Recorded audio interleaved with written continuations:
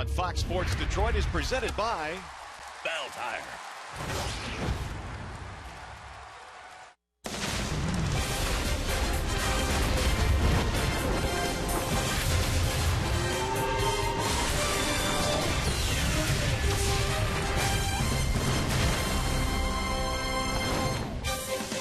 Today we draw the curtain on the Tigers' 2015 baseball season. We do so here in Chicago as we welcome to U.S. Cellular Field. It's the final game of the year, the Tigers and the Chicago White Sox.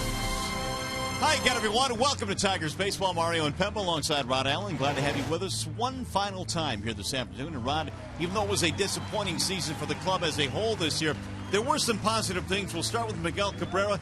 Yet another batting title. You know, he's simply amazing. Here's a guy that had his ankle surgically repaired in the offseason and basically was not 100% all season, but yet he went out to win his fourth batting title in his fifth season, the last 5 years. 338 batting average for Miguel this season, and he finished with a bang last night. He had 3 hits, including 1 big fly, and you can see that just not moving all that well, but he is just a remarkable player. There's no question that he's going to the Hall of Fame, and we are treated every single night to get a chance to watch somebody as talented as Miggy do his craft. It really has been a pleasure to watch Mr. Cabrera. Now, Daniel Norris will get the start here today. It's been a pleasure to watch him pitch as well. Even though he had a rocky outing his last time out in Texas, he'll try and shake that off today. You know, I kind of believe that his future's awfully bright. I mean, we've seen some flashes of brilliance out of the youngster Daniel Norris. He's just 22 years old. He's the youngest pitcher on the Tigers roster. Well, he's the youngest player on their roster. 3 starts since coming off the disabled list. The earned run average outstanding. Fastball getting up to 94, 95. He would like to get that taste out of his mouth 5 days ago in Texas, where he needed 54 pitches to just get out of the first inning. So I'm looking forward to Daniel going out there and finishing up strong, and hopefully he stays healthy throughout the offseason into next year. Well, there really is no secret in what went wrong with the Tigers this year. Offensively, nothing went pretty badly. I mean, they were a ball club that did just about everything right. The batting average up there, the hits up there, on-base percentage. But when you start to look at the pitching numbers, this is where things fell apart this year for the Tigers. And that's exactly what Al Avila, the new general manager, has said. They have to fix the pitching. They have to go out. They have to get some starters. They have to fix that bullpen. There is nothing more demoralizing than having a lead late in the game only to watch your bullpen squander that lead. That's happened way too many times this year. Also, a healthy rotation next year would bode well for the Detroit Tigers. And if they do all that, there's no question, Mario, this team can get right back to where they need to be, and that's winning another division title. All right, after a short break, we'll send you back to the Call Sam Studios. Check in with Justin White. Coming up today, J.D. Martinez. He's back in the lineup. One last shot at the 40 home run plateau. 100%, yeah.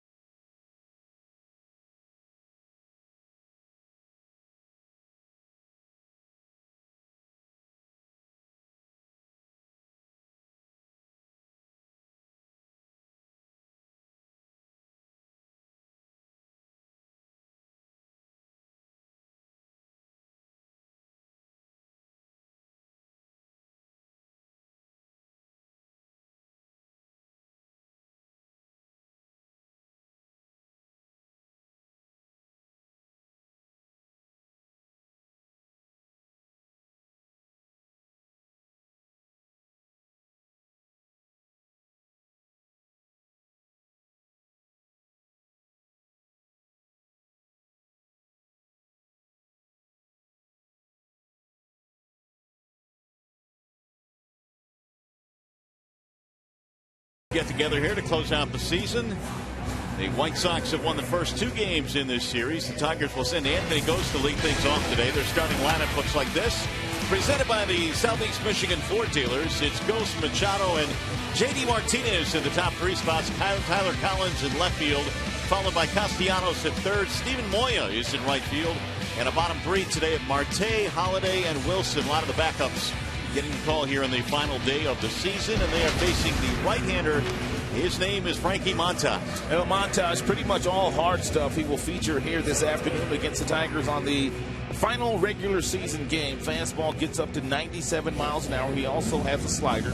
You will not see many curveballs nor many changeups from Montas this afternoon. Let's take a look at the Chicago White Sox defense. It is brought to you by Tim Hortons. Garcia, Thompson, Shuck in the outfield, Beckham, Saladino, Sanchez, Olt in the infield. Brantley, he is the catcher. 3rd consecutive season that the White Sox have made 100 errors. So that's one of their issues this year. That's something they'll have to sort out in 2016. In the meantime, one more to go in 2015 as Anthony Ghost rolls into the batter's box. It'll be Ghost, Machado, and Martinez. J.D. the DH in this game today. The top 3 in the Tigers lineup. Anthony batting .252, 5 home runs. He is 1 for 6 in the series. Frankie Montas goes 6'2", 185, a native of the Dominican Republic. And here we go. The first one is fouled back, 0-1 on Ghost. Lots of positives out of Anthony Ghost in the month of September, really in the month of April and May as well. But he is finishing very strong. He's had a nice month. He's walking a lot more. The on-base percentage is up. And the batting average up a little bit, too. Wave and a miss, and the count goes 0-2 on Ghost.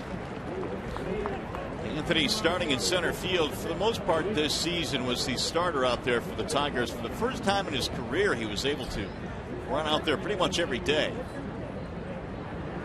There's the 0-2.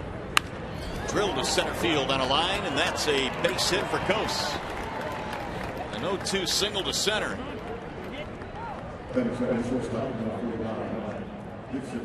Yeah, real nice swing here by Anthony Ghost.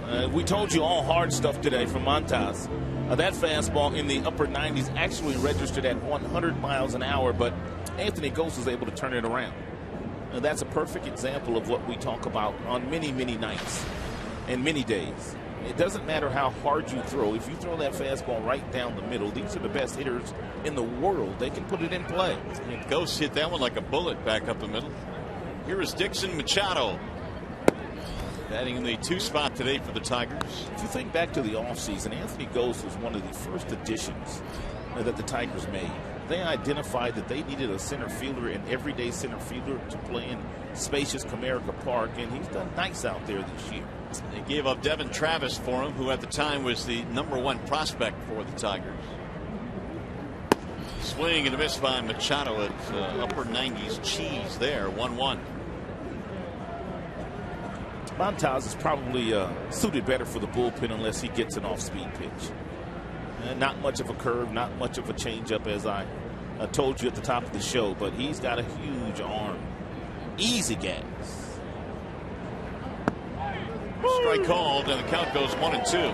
Slide piece there, 88 miles an hour. Machado with a crooked look on his face after that call. J.D. Martinez waiting on deck. No Miggy today, no Victor Martinez. They are likely done for the year. Kinsler out as well. There's a swing and a miss to strike him out. First strikeout of the game for Montas. We'll bring up J.D. Martinez. 283 this year for Martinez, 38 home runs. That's really the only thing he would like to accomplish this year, and that's to get to the 40 plateau. If he can do it, or if he's going to do it, he'll need to do it here today, obviously, with a couple of long balls. He's got 101 RBIs.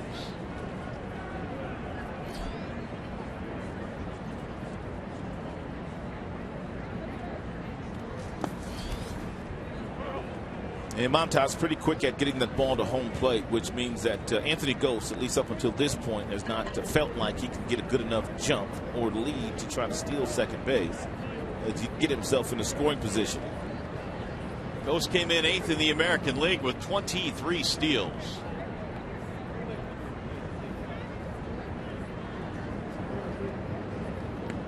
Ball was thrown in the dirt and picked nicely there by Olt. Leadoff single for Anthony Ghost. 1 on, 1 out. Martinez 1 for 7 in the series.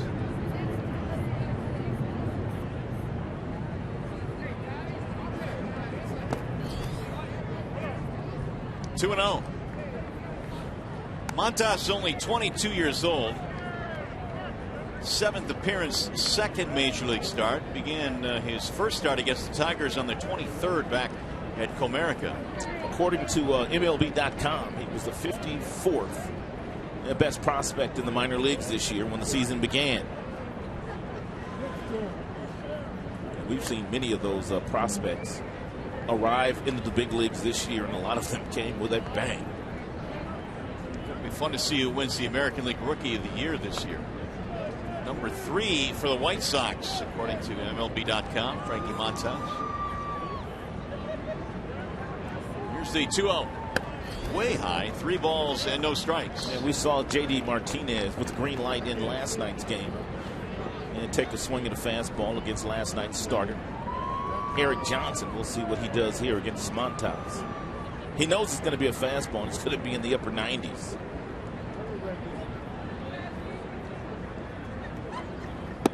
He'll take it's a strike, 3-1.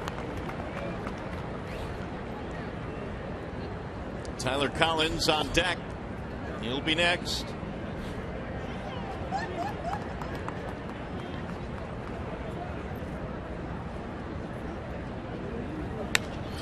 Fly ball center field. Trace Thompson is under it. And there are 2 gone now as Martinez is retired. Well, stay tuned to Tigers Live. Following the game, we'll select the Fox Sports Detroit Tigers player of the game, presented by McDonald's Steak and Egg Burritos.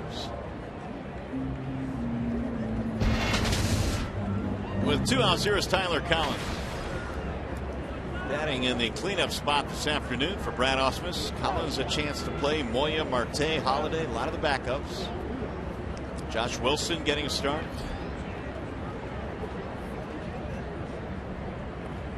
Tyler takes a ball inside, 1-0. Well, that Collins beard is really starting to fill in now. He's got that winter beard going. That's that hunting beard. Collins has had a nice September. And a ball missing high. Tyler, 298 over his last 22 ball games. I wish I could grow one of those. But do you really? I do wish I could grow a beard. I cannot grow a beard. I don't know if you would look pretty good with that beard. That's okay. A lot of the guys don't look good with them. There's a ball missing low, and so Montas continues with his command, and now he's gone 3-0 to another hitter.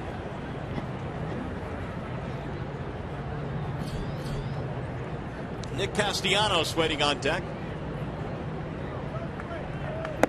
And there's ball 4. Wasn't even close. It'll be a 2-out walk to Collins. First of the game for Montas. So Castellanos now will bat with 2 away and 2 on. Nick in search of his first hit in the series, 0 for 8 and the batting average at .255.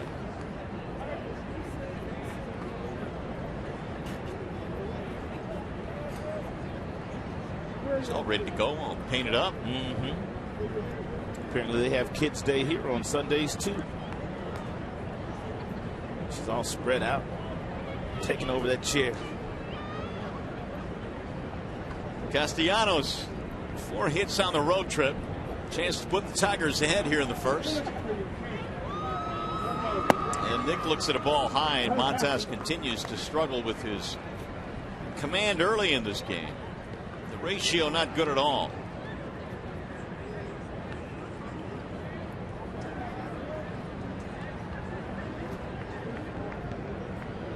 He's fallen behind on 4 straight hitters. Here's the 1-0. Fouled back out of play. 1 ball and 1 strike.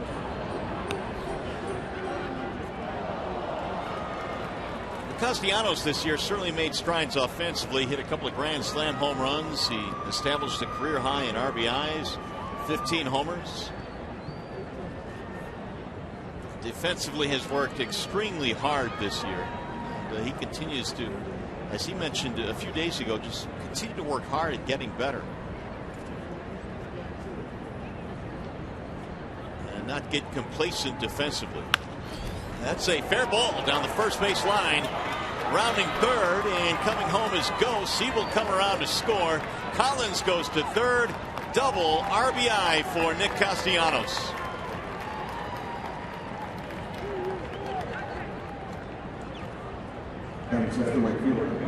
And Castellanos knew he was going to get a fastball. He knew it would be firm. This ball was down. He was a little tardy with his swing, but he was able to slice it right in between that first baseline and the first baseman Olt. And that's able to get Collins over to third, and Anthony Ghost able to score. 73rd RBI for Castellanos. That's Nick's first RBI in his last 7 games. Yeah, Nick's still very young, and it's great that he acknowledges the fact that he still has some work to do defensively. And at his age, there's no doubt that he can get better.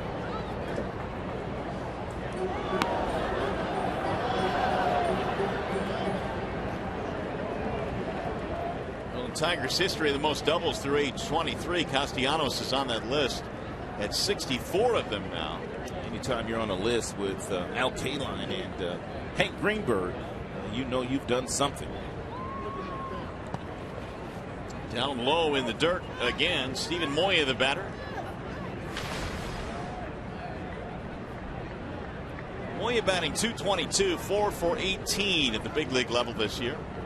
And Moya more than likely will play some winter ball this year as well down in the Dominican Republic, which will be good for him.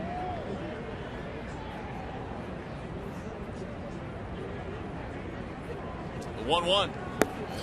Man, Montas is just all over the place. He's missed high, he's missed in the dirt, that time low and in. 2-1. He has had trouble getting a feel for it early. And here is his breakdown, 11 against 11. A lot of really fastball friendly counts the Tigers have hit in here in the first inning. And here's another one for Moya.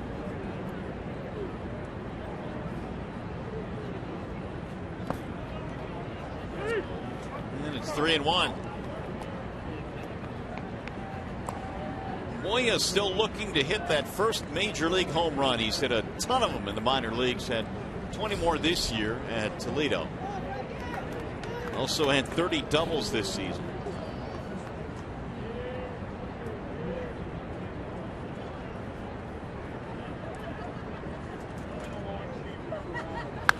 And he hooks that one foul to first base. 3 balls, 2 strikes.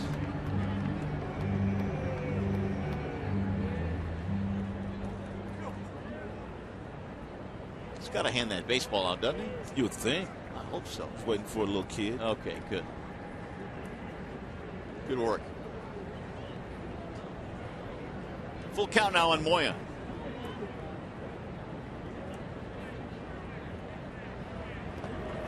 And he checked his swing. That is ball 4, and that's going to load the bases and bring Don Cooper out. It's a second walk for Montas, and Cooper now marching out to the mound to try and straighten out the young right-hander. Well, deposits are now being accepted for 2016 Tigers full and partial season ticket plans. If you'd like more information, call 313-471-BALL or visit tigers.com and get it going for 2016. Jeffrey Marte will get a chance to hit here with the bases loaded, 2 outs. And we do know that Marte can catch up to a really good fastball. He did as much on Friday night here against the ace of the Chicago White Sox, Chris Sale, when he homered to left field on a 97-mile-per-hour fastball that was up around his letters. Collins, Castellanos, and Moya. Checked it, low and away, 1-0. last 4 pitches thrown by Montas have all been breaking balls. And he's missed with all 3 of those, all 4 of those.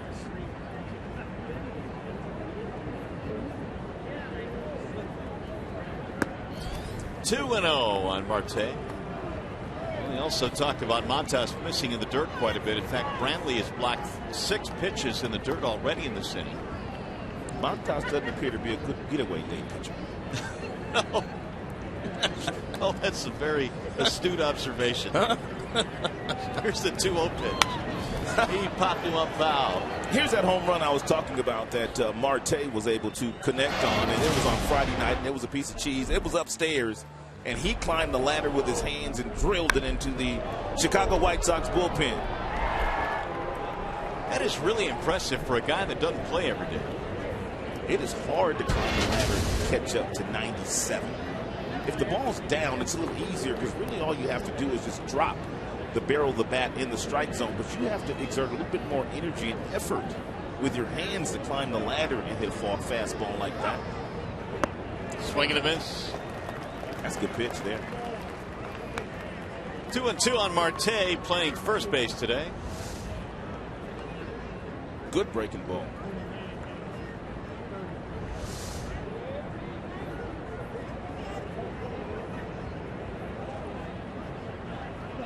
Swing and a miss to strike him out, and Montas through it all gives up just 1 run. The Tigers leave him loaded.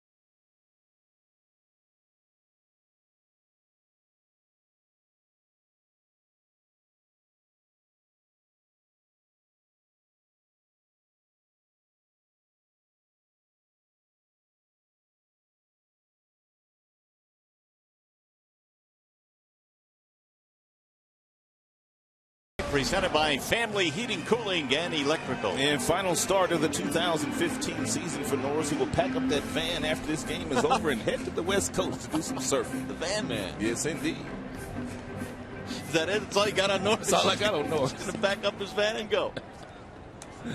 Well, Daniel goes to work here against the leadoff man, Tyler Saladino. And he looks at a strike right at the knees. I've loved his stuff since coming off the disabled list, even though he had the hiccup 5 days ago in Texas where he needed 54 pitches to get out of the first frame. But the fastball's been firm, anywhere from 92 to 95. He's even touched 96. But the secondary pitches in his last 3 outings have been very good. The curveball, the slider, and the changeup. Now, to be fair to Norris, he did give up the 6 runs in his last start, but only 2 of them were earned. A couple of big errors in that first inning really extended that long frame. He'll miss inside, and the count now is 3 balls, 1 strike. Tyler Saladino, J.B. Shuck will follow. We're in the bottom of the first in Chicago. There's a drive to left center field. Ghosts on the move, and he'll run it down. 1 away. Here's the rest of the lineup for Chicago, presented by the Metro Detroit Chevy Dealers. You saw Saladino. Shuck is in left. Had the big pinch hit double last night. Thompson in center. Garcia in right. Alexei Ramirez DHing today. Holt, Brantley, Beckham, and Sanchez rounded out.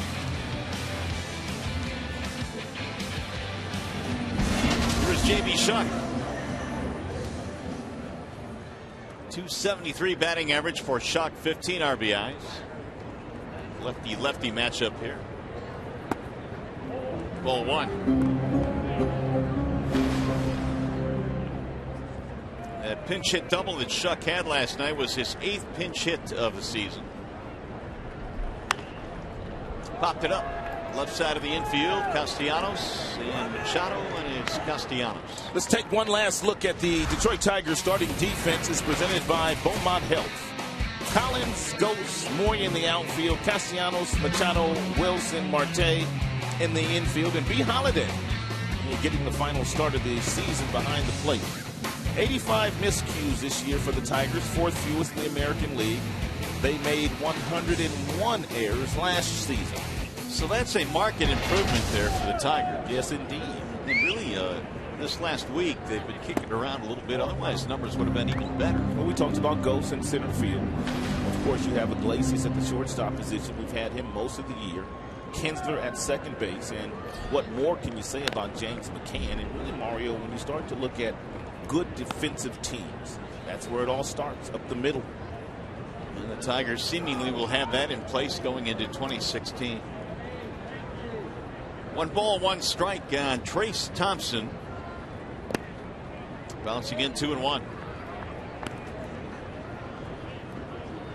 Thompson is 0 for 6 in the series, has a run scored.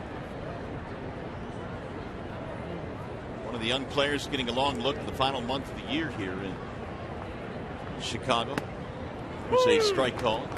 And Norris, I love the fact that he stands on the third base side of the pitching rubber, which enables him, when he wants to really pound that fastball and breaking ball inside to the right-handed batters like now.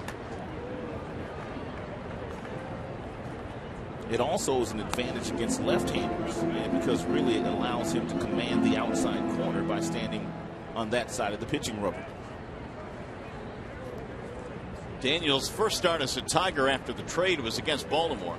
7 1/3 in that game, just 1 run. Serve notice early that he's got a bright future. Go foul down the right field line. Oh man, that guy had himself a foul ball. No sir. And here's an example of Norris trying to get that fastball inside to Trace Thompson. He leaves this one out over the plate. You can see the glove of B. Holiday. It was inside, but he missed with his location.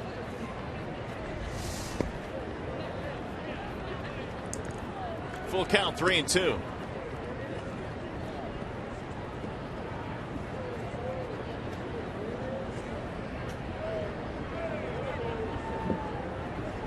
Tigers got Norris a run in the top of the first. RBI doubled by Nick Castellanos.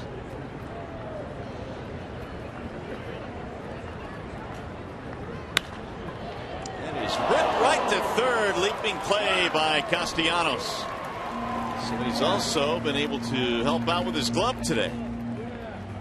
Hard hit ball, but the White Sox go 1-2-3. We'll go to the second.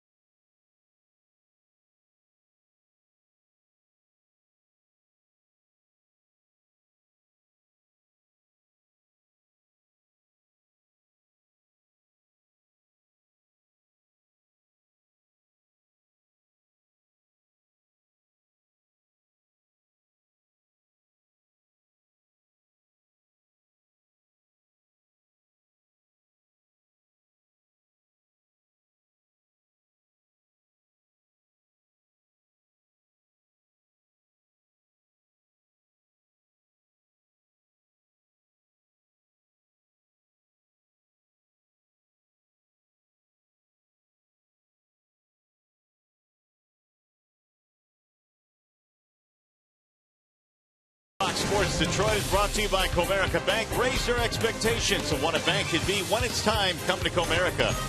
Jeep, get a great deal on a legendary Jeep brand vehicle at the Jeep Celebration event. And by Kraft, make something amazing. Last game of the year here at U.S. Cellular Field in Chicago. Tigers and the White Sox. And the Tigers have a 1-0 lead as we go to the second. Brian Holiday leads it off, and a bender missing outside from Montas. Holiday, Wilson, and then Gose. Tigers left them loaded, but they did get a run in the first inning. It's fouled back out of play. 1 ball, 1 strike. Brian spent most of the year in AAA this year. After spending just about all the season last year in the major leagues, it'll be interesting to see where Brian ends up next year. Of course, James McCann will be the starter here. This much I do know. And Brian Holiday's a big league catcher. He can handle a big league staff. You give him 1 or 2 starts a week, there's no doubt that he can acquit himself very nicely in whatever uniform he's wearing next season. Hopefully it's a Tigers uniform. I know he's had a wonderful time here, and I know Brad Ausmus absolutely loves Brian Holiday. As a matter of fact, Brad said in spring training, of all the players he had to send down, Brian Holiday was the most difficult decision. And Montas starts the second like he pretty much ended the first with a walk. That is his 3rd walk already in this game. And it brings up Josh Wilson.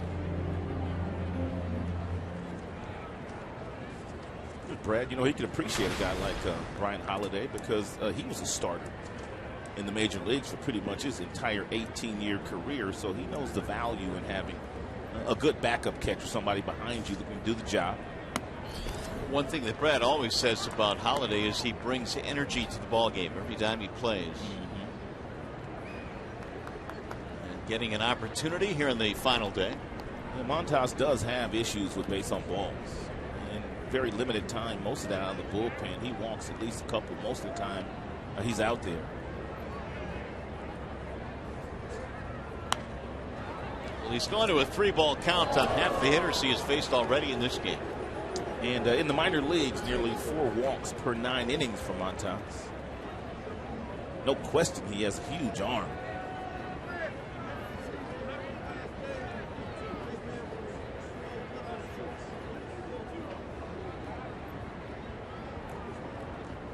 Here's the 1-1.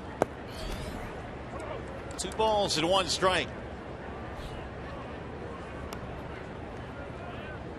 Wilson 2 out of 3 in the series. The Tigers, his 9th big league team. He spent around 11 seasons in the major leagues. In fact, back in the day, early in the mid-2000s, he was a teammate of Miguel Cabrera's with the Marlins.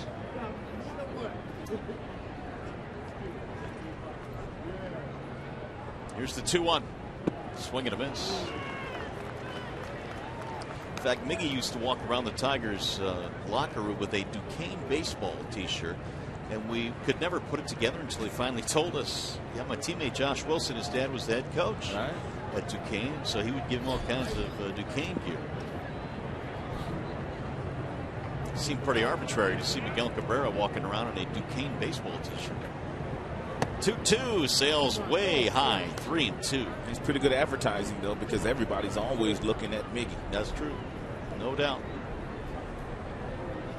3-2. Montas yet another 3-ball count.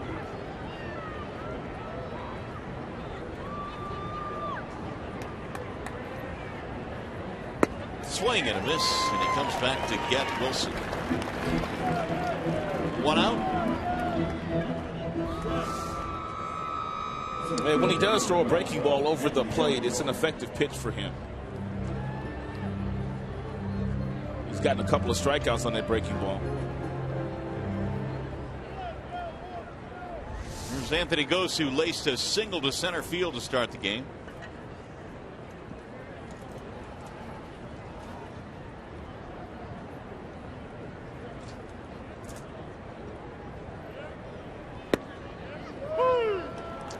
On Gose. And Gose, his first time up, he turned around a fastball thrown by Montas that was 100 miles an hour and came around to score on the Tassiano's double.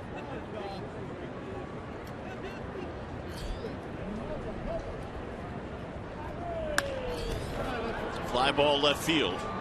J.B. Shuck is under it. And Holiday retreats, 2 outs. It'll bring up Dixon Machado. That run that the Tigers scored in the first inning now gives the White Sox 101 runs allowed in the first inning, the most in the American League. So they've gone out of some rocky starts this year. Well, it could have been worse. The Tigers left them loaded in the first inning. Dixon Machado now with 2 outs.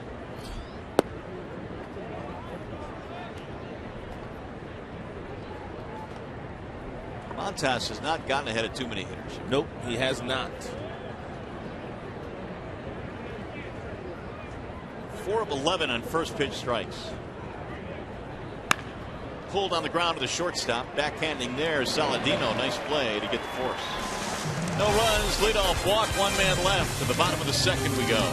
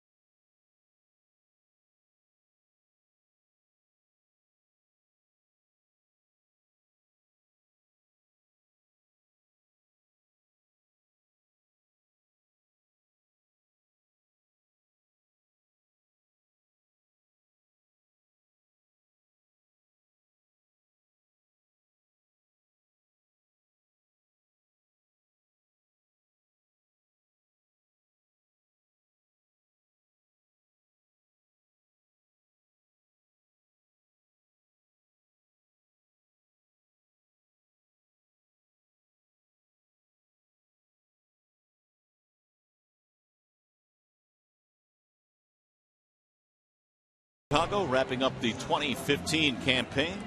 Daniel Norris had a 1-2-3 first. Facing Garcia, Ramirez, and Olt here in the Sox second.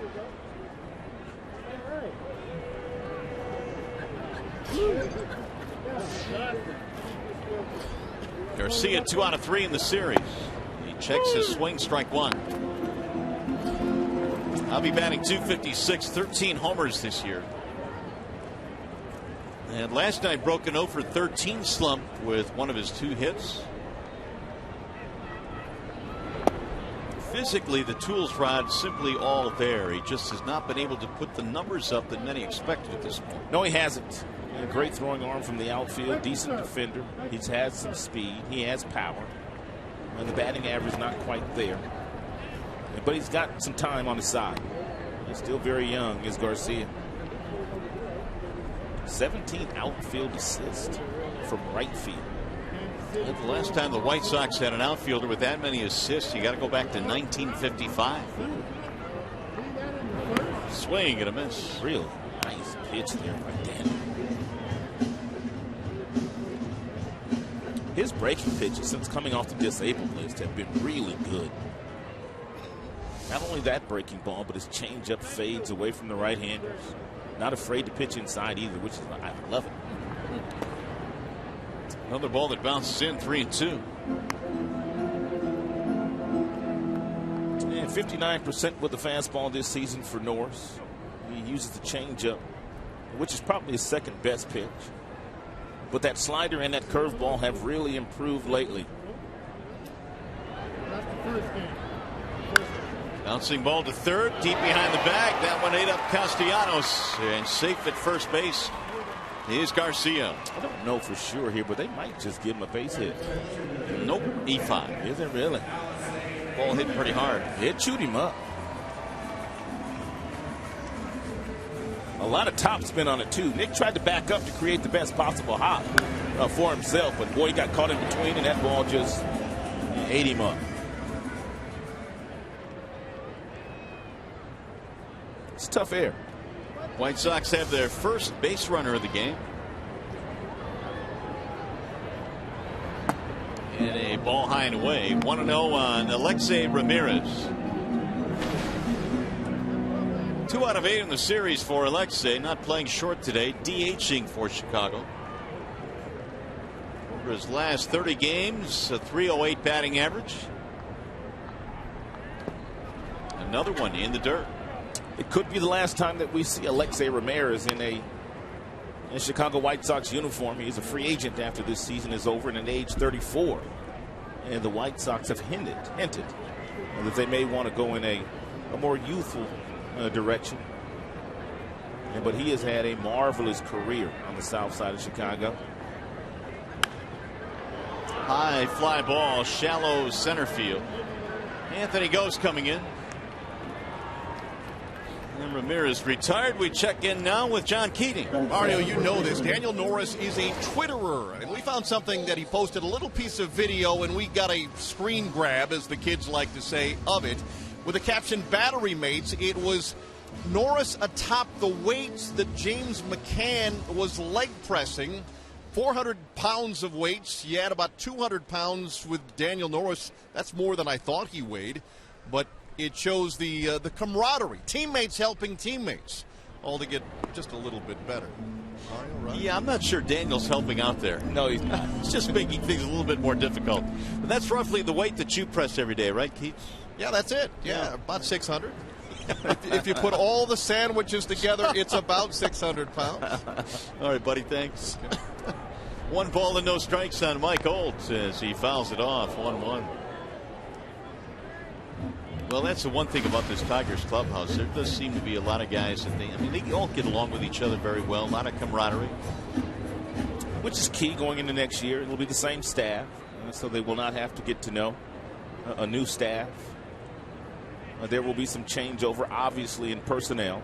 But we've well documented the majority of the team will come back, at least from an offensive standpoint. 1-2 on Olt, batting .211. I'm sure there's some trades that will be made. I'm looking forward to 2016.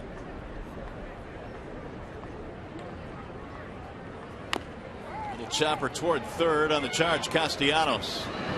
Olt is retired. Advanced the runner. 2 gone. It'll be the first offseason for Al Avila as the chief lieutenant, who will orchestrate and put a nice roster together going into spring training, and of course the All-State League spring training with 25 guys that he feels like gives the team the best chance of getting back to the playoffs.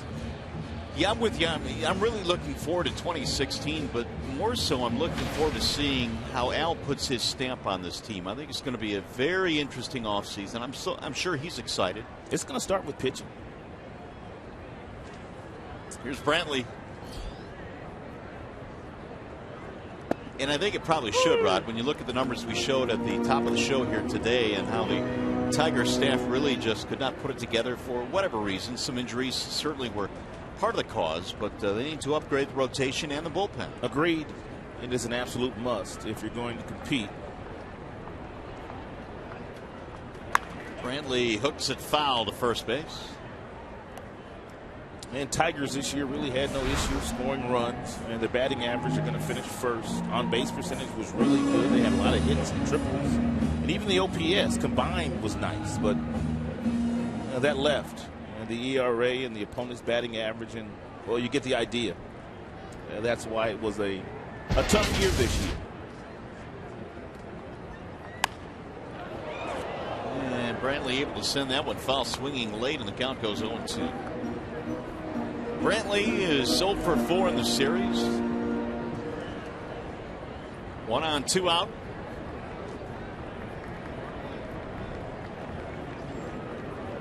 thing about pitching is that every team is looking for pitching. I mean, there's not really a club out there that is set from top to bottom on their staff. So there will be a lot of competition for the arms that are available. Pulled on the ground to first base. Gobbled up there by Marte. Norris will cover. And that is that for the White Sox. You're watching Tigers baseball on Fox Sports Detroit, presented by Bell Tire.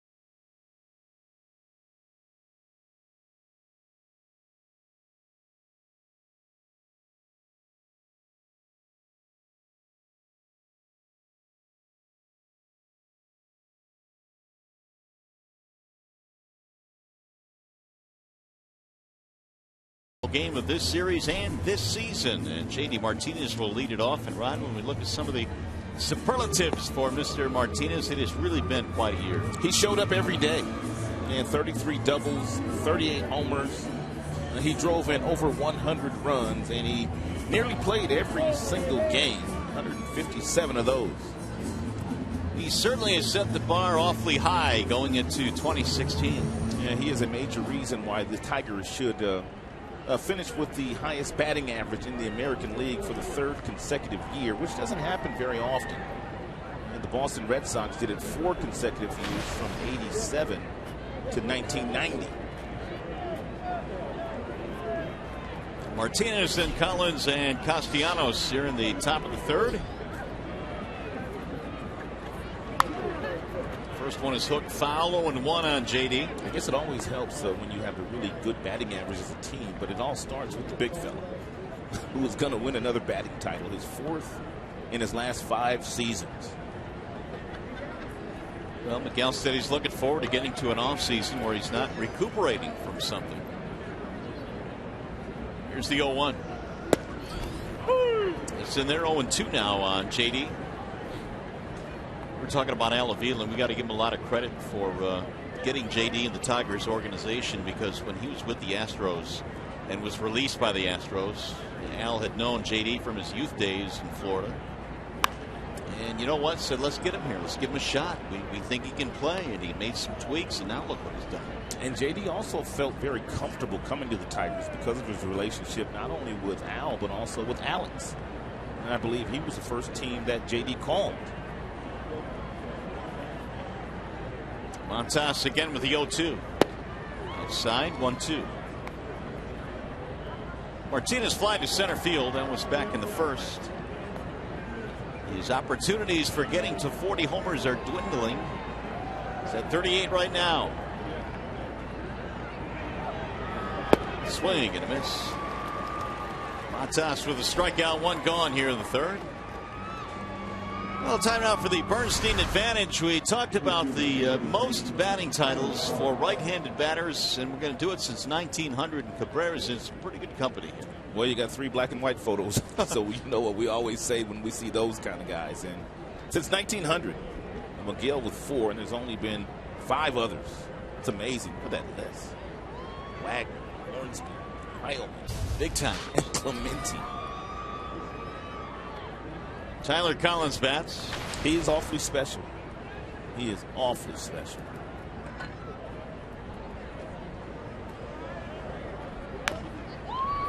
Pulled foul down the first base line, and Vizquel still got it.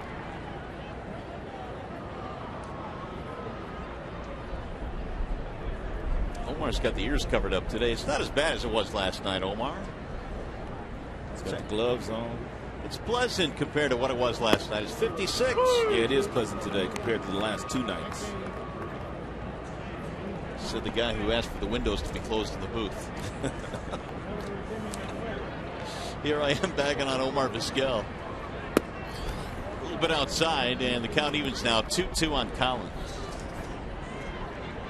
Castellanos will be next.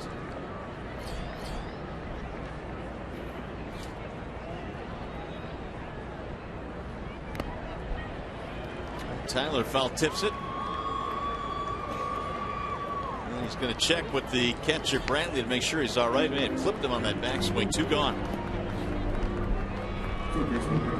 It's 5 strikeouts now for Montas. Well, you can see why they're high on Montas. I mean, power arm. He's throwing a fastball that's reached triple digits.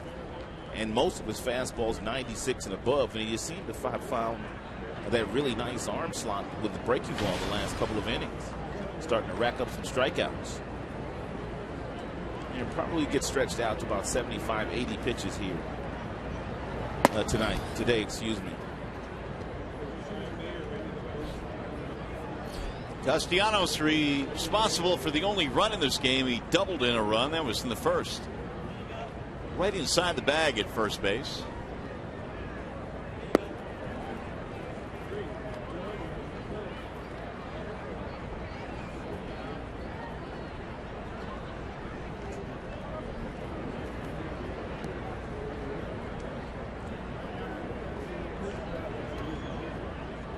Here's the 2-0.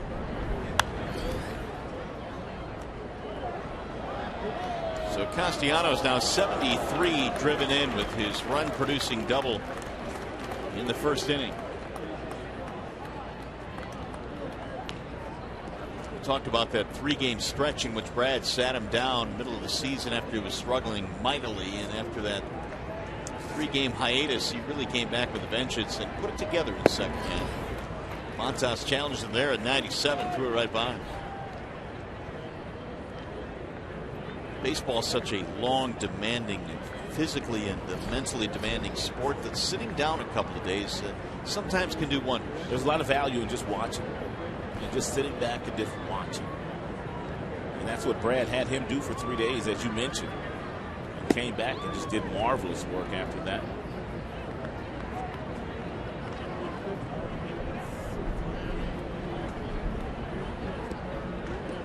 Batting average higher in the second half at 270. Nick just became a little bit more consistent in the second half. Swing and a miss. He chased the high heat. And Montas strikes out the side. 1-2-3. Go the Tigers.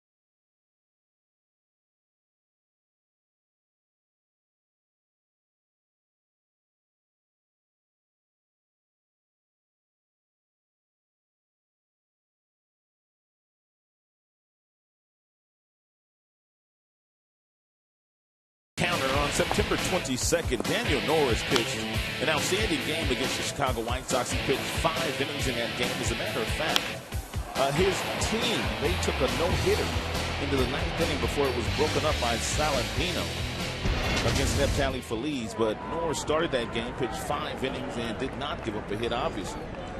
Here's what happened on that day. Norris and a lot of guys out of the bullpen followed because of the pitch count. Norris was unable to continue in that game, but Buck Farmer, Ian Kroll, Verhagen, Hardy, Feliz all pitched, in the triple by Saladino came off Neftali Feliz to break it up. There's a pitch up and into Gordon Beckham, who starts things off here in the bottom of the 3rd. Beckham, Sanchez, and Saladino. Beckham at 212 this year. Try to hold up. Beckham this season getting about a little over 200 at bats, 234 coming in, which is the fewest he has had in his big league career. It's his 2nd tour of duty with the Chicago White Sox. He started his career with the White Sox, former #1 draft choice off the campus of Georgia. Was traded to the Los Angeles Angels at the trade deadline last year, but as a free agent felt comfortable enough to come back to Chicago. Swing and a miss. Norris has a strikeout. First of the ball game. Time for a game break now. Trevor Thompson.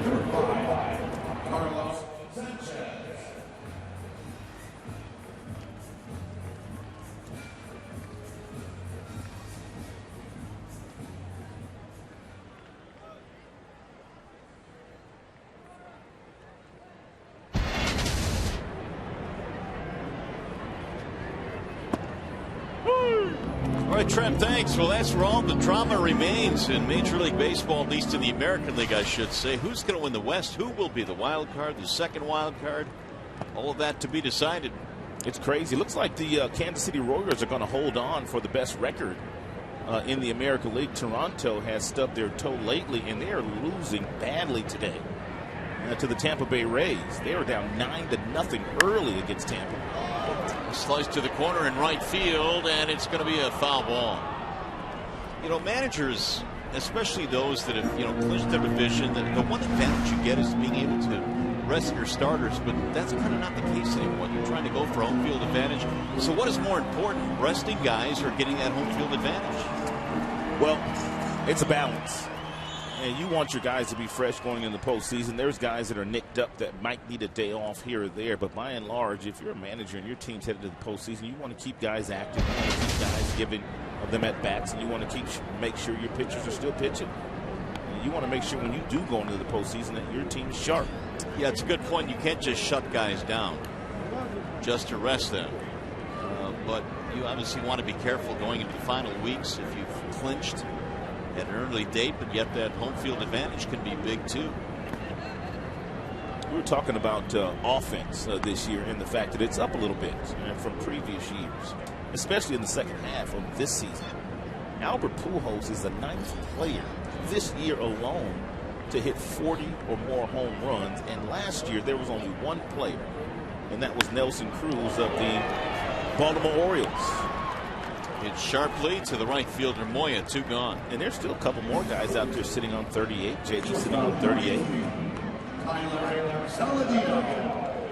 Speaking of Pujols, he's done that basically on 1 foot. He has not been healthy most of the second half. But he's out there every day. The team needs him. Encarnacion has 39. We talked about JD. Ortiz has 37. Here's ball 1. The Blue Jays have 2 players with 40 or more. That would be Bautista and also Josh Donaldson. Pulled toward the shortstop. Backhanded there by Machado. And Daniel Norris has himself a 1-2-3 third.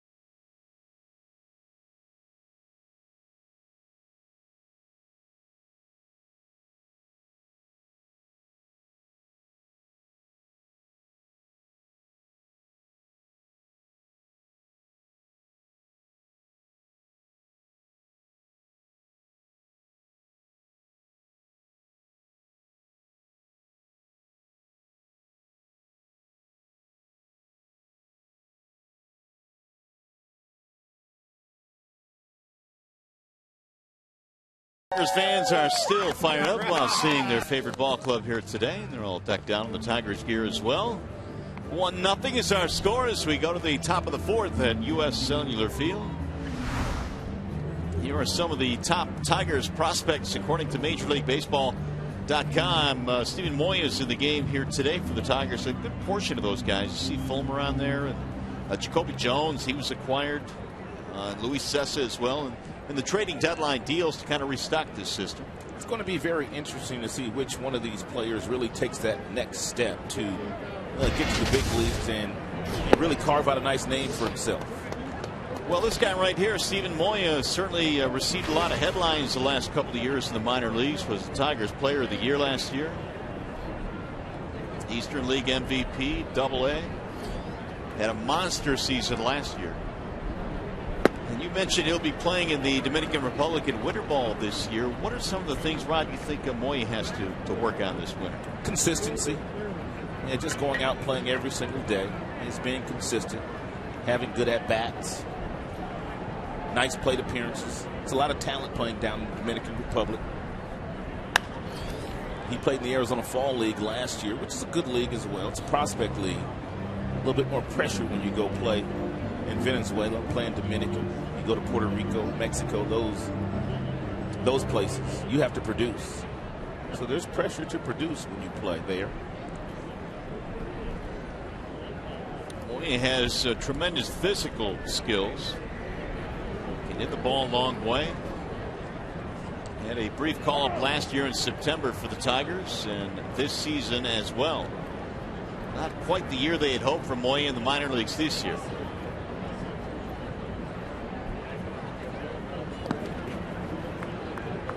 1 ball, 2 strikes on Steven. Marte and then Holiday to follow as Zach Putnam begins to warm up in the Sox bullpen. Yeah, you could tell that Don Cooper, the pitching coach, and the manager, Robin Ventura, have really encouraged Montas here this afternoon to mix in lots of off-speed pitches. Came out in the very first inning throwing lots of fastballs, but lately he's thrown lots of breaking balls. Adrian Johnson said he did not go. Marte waiting on deck. 46% of these 67 pitches that Montas has thrown and so far today have been off-speed pitches.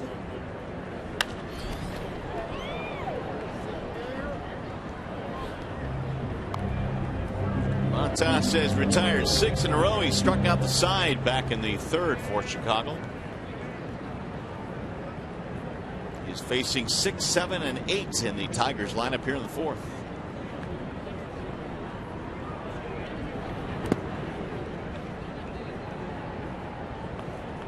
3-2.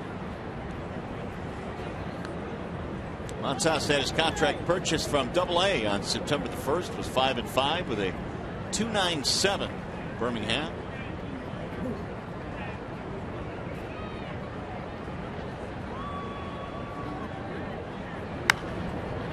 Popped him up. Left side of the infield. Saladino is under it. 1 out. Well, October means baseball, and FS1 continues to be your home for postseason action with the American League Division and Championship Series. Don't miss a moment of the drama and the history. It all begins Thursday on FS1 and streaming live on Fox Sports Go.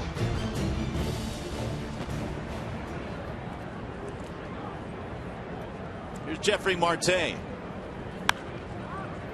Drives this one in the air down the left field line. Third baseman Beckham. And 2 gone.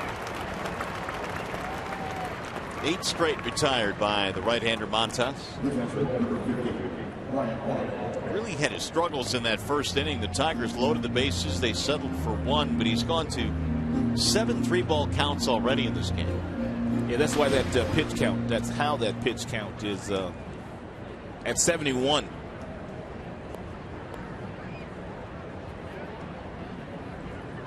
Here's Brian Holiday.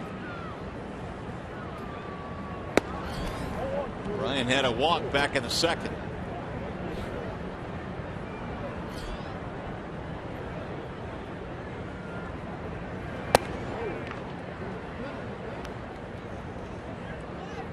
having a tough time throwing his fastball for strikes, not necessarily having that difficulty with his off-speed pitches. Good fastball at 94, straight downhill, right down the middle to Holiday.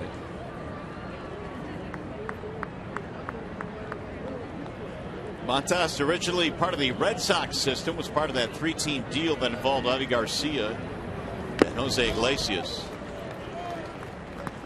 2-2 now. So there was a lot of really good prospects in that deal. Garcia, Iglesias, and now Montas. Jake Peavy, the veteran, went the other way to Boston in that deal. Yeah, he had a good year in San Francisco this year, Peavy. Finished up strong. I thought Peavy might be entering the twilight, but he had a good year. He's found the fountain of youth out in Northern California, playing for his former manager, Bruce Bochy. Swing and a miss. Another 1-2-3 inning for Montas, who has 7 strikeouts in this game. We go to the bottom of the fourth.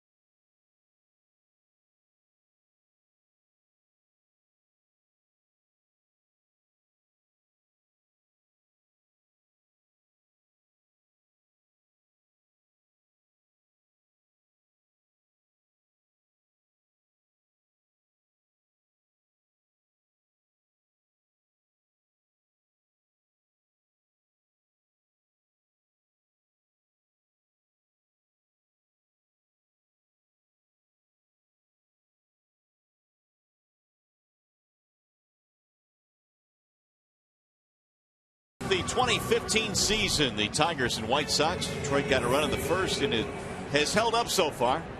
A Castellanos RBI double.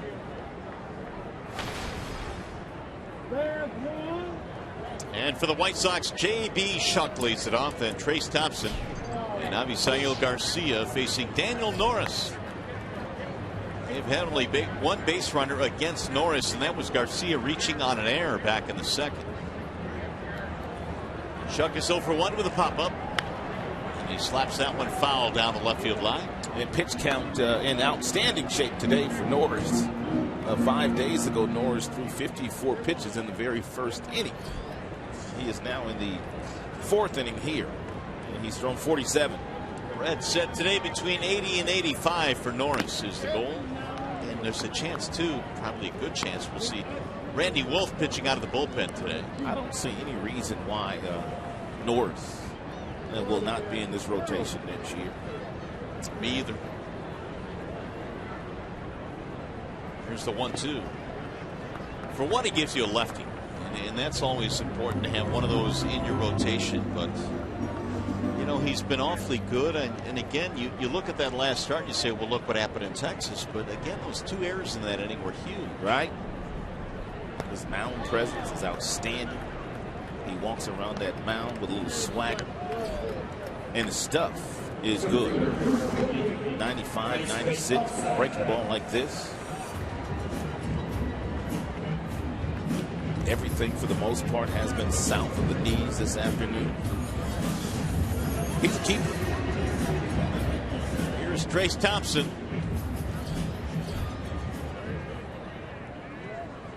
50 now for Norris. 30 strikes.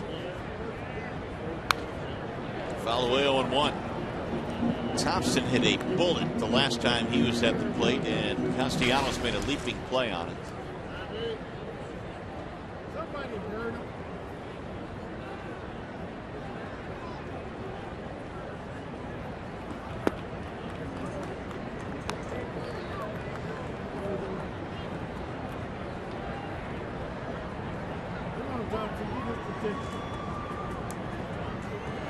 Here's a 1-1. 2-1 on Thompson. And something else that I admire about Norris is the fact that he is not afraid to pitch inside to the right-handers. And it's really going to make him so much better as he goes to the outside part of the plate with breaking balls and changeups. There's a perfect example of it. The previous pitch was a fastball in. So now you get Thompson looking inside, and he pulls the string on him with a well-located breaking ball down and away. That's pitching.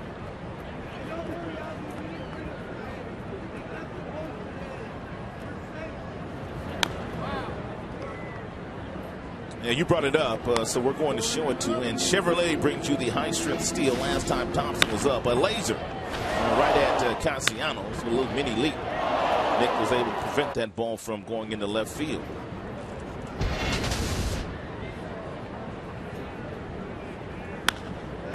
Here's another one to left field. This one is going to drop and roll by a tumbling Collins all the way to the wall. Thompson on his way to second and beyond. He's coming to third. Here's the relay. He is safe at third base, a triple. That is the first hit that Daniel Norris has given up to the Chicago White Sox in 2 starts. 8 in a third innings. Immediately, Castellanos pointed to the dugout and said, look at it. See if he overslid the bag.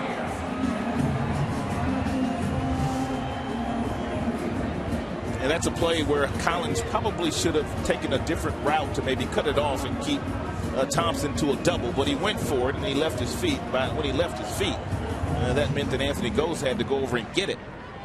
And before Gose could get it back in, Thompson sliding in with a triple.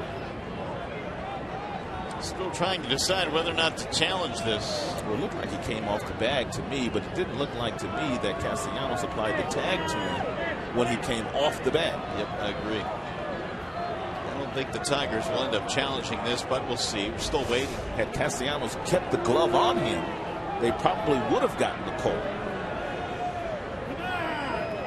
Chad Woodson, the home plate umpire, continues to look into the dugout, and they said nope, they'll do it.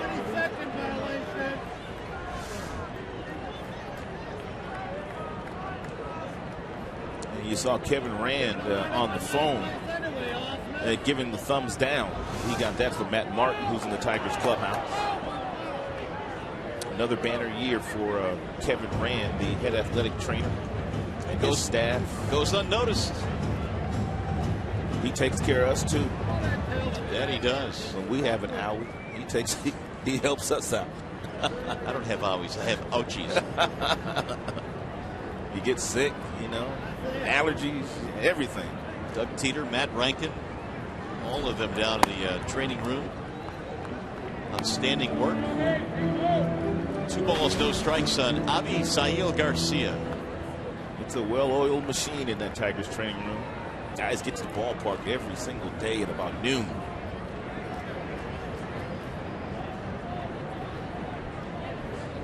And as they will tell you, partner, it's a good gig if you can get it. It is definitely a good gig. Just by the sheer volume of games that you play in a Major League Baseball season, that includes spring training as well. Trainers are always kept very, very busy. Missed inside. Garcia gets a walk, and now the White Sox have 2 on with 1 out. So not only do the Sox get their first triple in this inning, but now they've got something going here with only 1 away. First hit coming on the triple by Thompson. Alexei Ramirez has grounded into 17 double plays this year, and that's exactly what Daniel Norris will be seeking here, a ground ball off the bat of Alexei's. Flying out to center and is only at bat.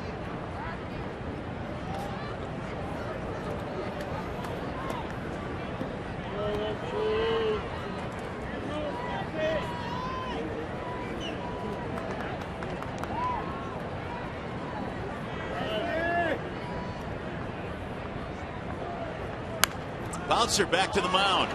Norris to second one in the relay. There's your double play. Do it, Daniel. Nifty call there. It's all Daniel. Made the pitch. Didn't panic. So nothing comes to the one-out triple. Still 1-0 Detroit.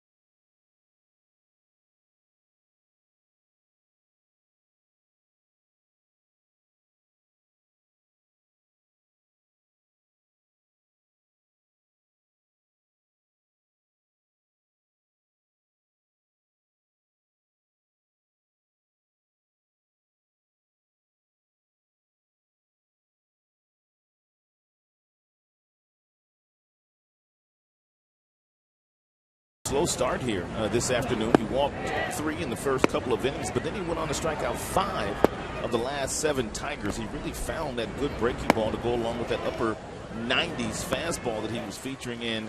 If he can continue to improve the breaking ball this offseason, they have themselves a starter. If not, they have somebody that could be very valuable pitching out of their bullpen next year. So for the White Sox now, they will go to the bullpen. It's a 1-0 Tigers lead as we go to the top of the 5th inning. And Putnam has a fastball about 90 miles an hour. He also cuts the fastball. He has a split finger that he throws about 60% of the time. So Putnam has a real nice splitter. You know what kind of pitching change this is, don't you? It'd be Wallside. It is. Wallside Windows pitching change. A Michigan alum is Putnam. Let me guess. Somebody put you up to that. I'm just reading what they put up there. Yeah. Pioneer High School in Ann Arbor as well. Where? Ann Arbor. A little pop-up right side of the infield. And it's going to be caught. I will have to say this. Michigan football has looked impressive so far this year. Got another big win yesterday. That's good. It's good for Michigan to start to perform well again because, I mean, everybody knows that Michigan State the last number of years has taken that next step and playing some really good football. And that'll be a pretty good showdown in a couple of weeks at the Big House. Meanwhile, one gone for Anthony Gose. 10 straight Tigers have been retired. Anthony had a single to get things started in the ball game in the first inning, and then flied out in the second, 1 for 2.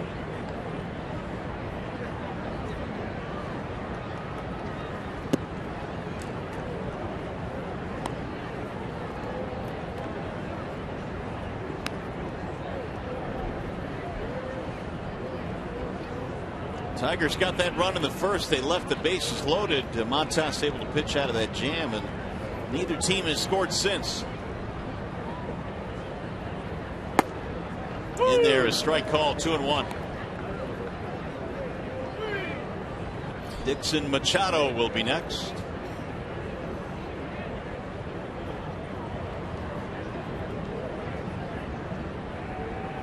Swing and a miss. 2-2.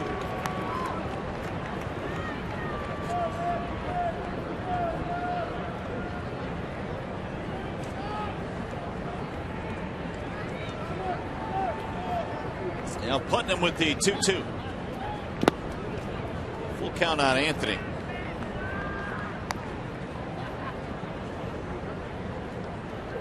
Tigers have 2 hits in this game. The White Sox have only 1. It was a triple given up by Norris, but Norris got the double play to get out of the inning. Ghost hammers it to center field. Thompson is on the run, still going to the gap. Can't get it.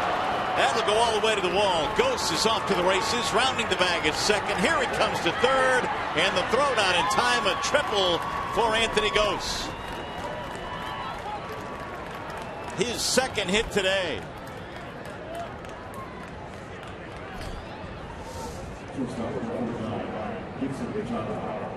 Appeared to be a split-fingered fastball that didn't quite get to the area that Putnam wanted it to, and an outstanding inside-out swing by Anthony Ghost just over the glove of the center fielder Thompson. And once Thompson left his feet, you knew it was going to be a triple for Anthony Ghost, which is his 8th of the year. 48 triples this year, the most since 07. The Tigers had 50. That 07 team could break.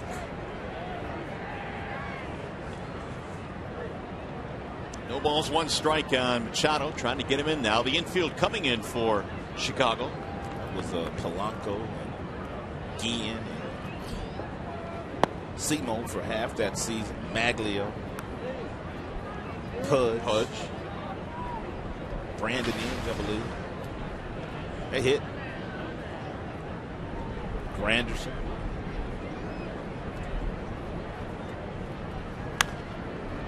Pulled foul.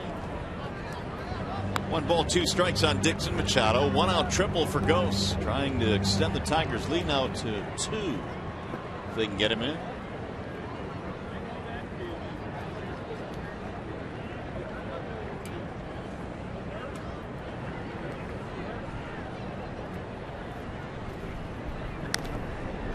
Talking about Granderson, he had 23 triples that year. 23. Really? I think he had a quadruple double that season where he had at least 10 doubles, 10 triples, 10 homers, and 10 stolen bases that year for Curtis. I think there were 20. Yeah, he was 20, 20, 20, 20. Ooh, yeah. Across the board, 20s? I shortchanged 20s on all those. He didn't go on a believe. Nope, he held up. Curtis has gone on to have a really good year this year in New York. He was a guy that used to strike out quite a bit, to turning into a high on-base percentage guy, batting in the top of the batting order for the New York Metropolitans. You're not going to find a better guy. Very bright guy. Awesome individual. And he missed outside. Had 2 business degrees.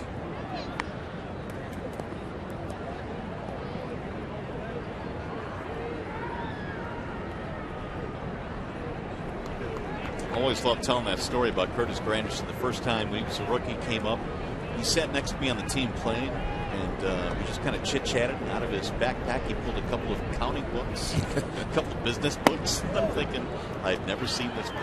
Yeah, he was finishing up his degree. He was. Hey, let's check in now with John Keating. Well, Mario and Rod, you know this. It hasn't been the season the Tigers were hoping to have. Brad Ausmus was asked this morning, what positives did he see in this year's team? He ticked off Justin Verlander's dramatic bounce back from his injury. J.D. Martinez proving last year wasn't a fluke, and the fact that there are no major injuries going into the offseason. He was asked about who his most valuable player is. J.D. Martinez, and that's a guy on the same team as Miguel Cabrera, who won a batting title yet again. Yeah, how about that? But you really can't deny what J.D. has done this year, and we've talked about this in the fact that there were stretches this year without Victor and without Miguel Cabrera, and J.D. had to carry the load. Yeah, he's the MVP of the team. There's no debate about that. 38, 101. And the fact that Miggy did miss some time. J.D. has been consistent all year. Ball high, 1 ball, 1 strike on Martinez. And I think that was the $1 million question coming into spring training this year. Could J.D. Martinez improve on what he did the previous year? And boy, did he.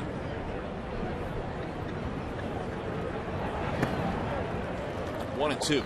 Well, you had to know that there were a lot of people out there that thought last year might have been a fluke. I mean, guys just don't come out of the woodwork rather, and all of a sudden have the year that JD had last season. Released by the Astros, and all of a sudden he's hitting, what, 23, 24 home runs last year, knocking a ton of runs. But he came out and proved that it was no fluke. The 1-2. Drill to left field. That ball is hooking, diving, play it left by Shuck. Runner will tag and score as Ghost comes in. Real good base running there by Anthony Ghost. I mean, that ball was hit on the line, and there were some guys that would have been at third base that would have gotten caught a few feet off the bag because they thought the ball was going to drop. He immediately got back to third base and was able to tag up and then able to come home with no play. Back to JD for just a moment. And, you know, he's a guy, Mario, that recognized that there were some differences between guys like Miguel Cabrera, Pujols, Braun, some guys that he studied on video who said their bat stayed in the strike zone a lot longer than my bat was. My bat would go in the strike zone and simply come off because he was so rotational with his upper body. And he really just learned how to keep his hands close to the body and take a more direct path to the ball with the hands. And that's made all the difference in the world for JD. Collins fouls it straight back. There are not many players in the game of baseball that have the kind of opposite field power as JD Martinez, if any, right-handers. Well, when you're a guy that drives in 100 runs, your defense tends to be overlooked sometimes, and I think his defense tends to be overlooked. I think he's played a really good right field this year. I would agree with that. His first season really playing just one position, the right field position. Many times last year, Brad would take JD out of the game in the 7th and 8th inning for a defensive replacement. Not this year.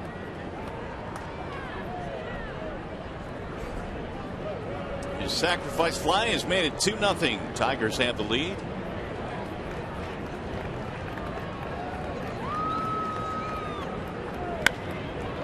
Fly ball left field. Shuck backing up for this one. And that'll be it for the Tigers. They had another run, though, on the Martinez sac fly. Tigers baseball today, presented by Bell Tire.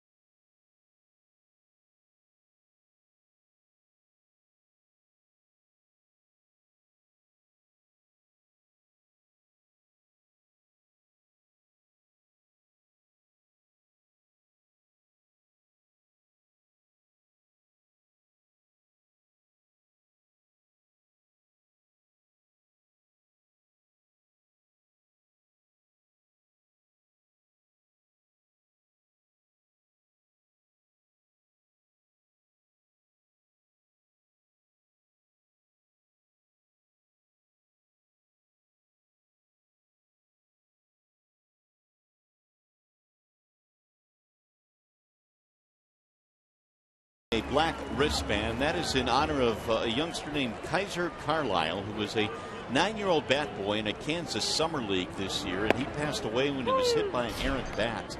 And so, a Major League Baseball all across the game today, the Bat Boys are wearing a black wristband in honor of Kaiser Carlisle, who was only 9 years old and tragically passed away. And So sad. It is sad. I mean, he was a bat boy for a summer team in Kansas, but they're honoring him all around baseball today with those black wristbands with the letters KC for Kansas City. Nice play by Castellanos. A one-hop throw is in time. Ooh, I see you, Nick. Great play by Castellanos. Well, that is a really good play by Castellanos. Keep the leadoff man off the bases. Not only does he show us a little bit of range here, look how far he's off the line. And then when he gets over to this ball, his momentum carries him into foul territory, and he turns his body while getting rid of the baseball at the same time and gets enough on the throw to bounce it over there to Marte, who gave him a little help with a nice stretch. Here's Rob Brantley with 1 out.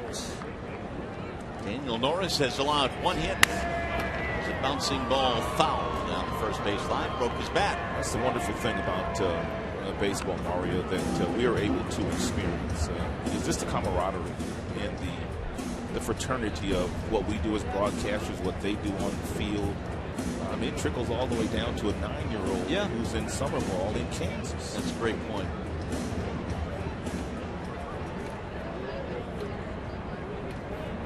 No balls, 1 strike on the left-handed batting Brantley. This one will stay fair. Ruling that a fair ball. Brantley didn't even run. He's out. He didn't run. That's going to irk the fans here. That is the one thing, man, the fans just can't stand. When you hit that ball, you might as well just run, because that's the one thing that you can control in the game is your hustle. You run until they call it fair or foul.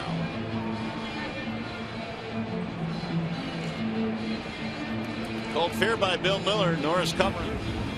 The easiest 3-1 you will ever see. Here's Gordon Beckham. And meanwhile, through 66 pitches here today, Daniel Norris has looked, well, like a real good big league pitcher. And filling up that strike zone with a lot of quality strikes. The fastball's been firm. Good breaking balls, good changeups. Working very quickly, too. Norris only 22 years of age. He's gotten 7 ground ball outs in this game. Well, most 22-year-olds are still in college.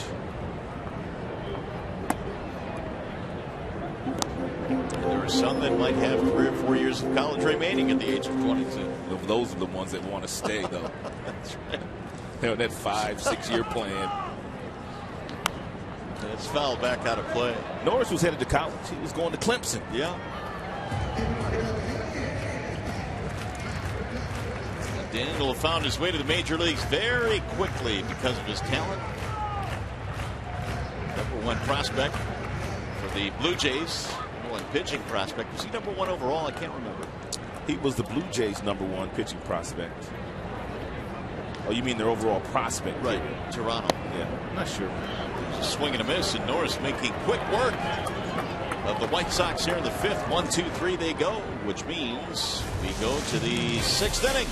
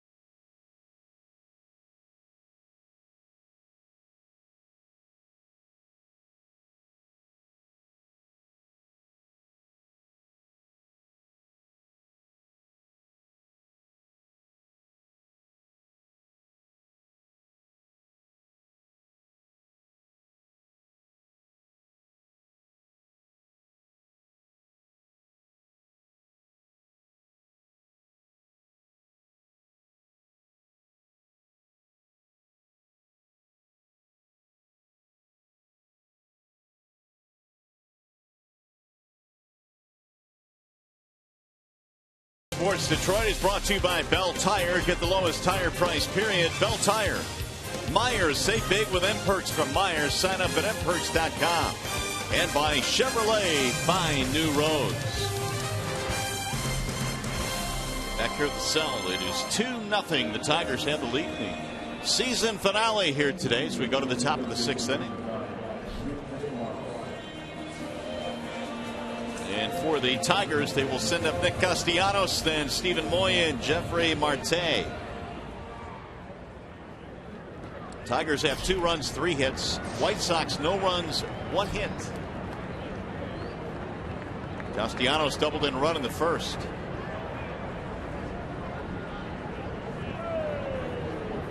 One out of 2 in this ball game for Nick.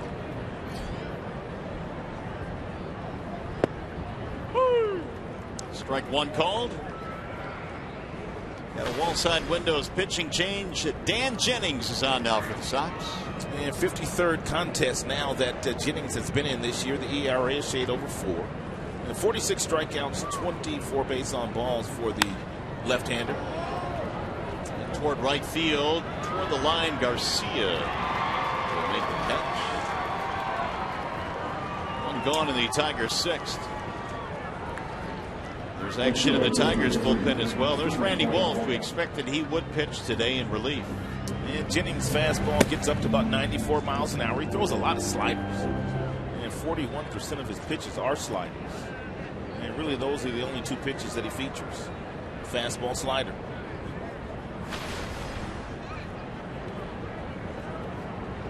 Steven Moya walking a pop-up. I haven't heard. Has Randy Wolf indicated that this might be his final season of professional baseball? Have not heard. He is 39, turned 39 this year. And who knows? This might be his last major league appearance. He spent the entire year, for the most part, in Buffalo, where he did a marvelous job. 2 gone. Which got him traded to Detroit when Detroit needed a starter. Wolf, as a matter of fact, made his first Tigers start on his birthday. So he'll be next in this game. Meanwhile, Norris outstanding again. Here's Jeffrey Marte with 2 outs.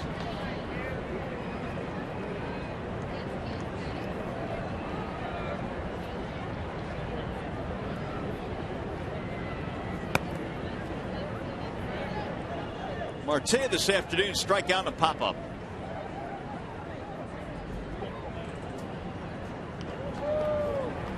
Tigers got 1 in the first, double by Castellanos scored a run, and then 1 in the 5th.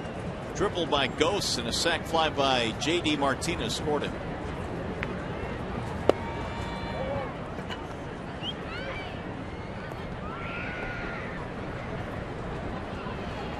Marte an all-star this year in the International League.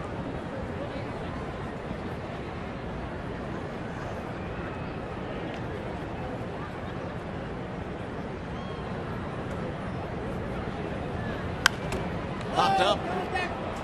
First base side for Mike Olt. Drifting. He's giving away now to the second baseman Sanchez. In a 1-2-3-6.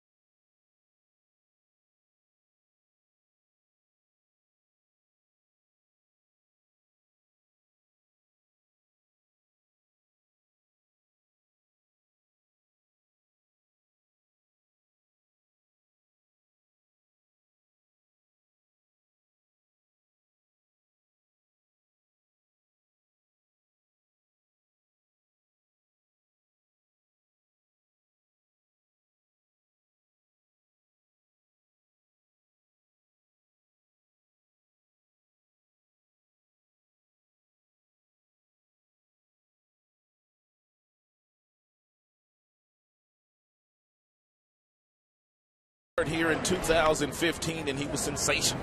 10 innings pitched this year against the Chicago White Sox and did not give up a run to them, only one hit. Really, the only base runner that he allowed was a base on balls, but he got himself a double play. And Xfinity tells us that 93 was the top fastball that he threw here today. 74 with a really good breaking ball. Now he can pack that van up and head to the West Coast and do some surfing. I might just grab my wetsuit and roll with him. Here's Randy Wolf now. He will take over for Norris. You do not have a wetsuit. No, I don't. First one from Wolf is a strike call. But I bet he'd be real cool to hang with, though. Oh, there's no question. Now, would you hang out in the van with him? Oh, for sure. Travel all the way to the West Coast? For sure. Cool. You got to pay for half the gas, though. I don't mind doing that. 0-2 on Sanchez. I don't think them vans are much gas guzzlers. Not that one. Well, yeah, the one he's got, I think, is the 1960s version. Ooh, that one just missed from Wolf. 1 ball, 2 strikes. This is Wolf's 390th major league appearance. He's had a wonderful career. Wonderful career. Swing and a miss. 1 away in the 6th. John Keating can add a little bit to the West Coast swing here we're talking about. He wants to hitch a ride too? I think he does. Well, I joined Mario. I want to see you in the wetsuit. Because that wetsuit would be screaming, I'm thinking. But Brad Ausmus expects that at some point Norris is going to show up in San Diego to do some surfing there. And I asked Brad, it's like, well, he can park in your driveway, right? Walk up with an extension cord just to borrow a little bit of power. No, said the skipper.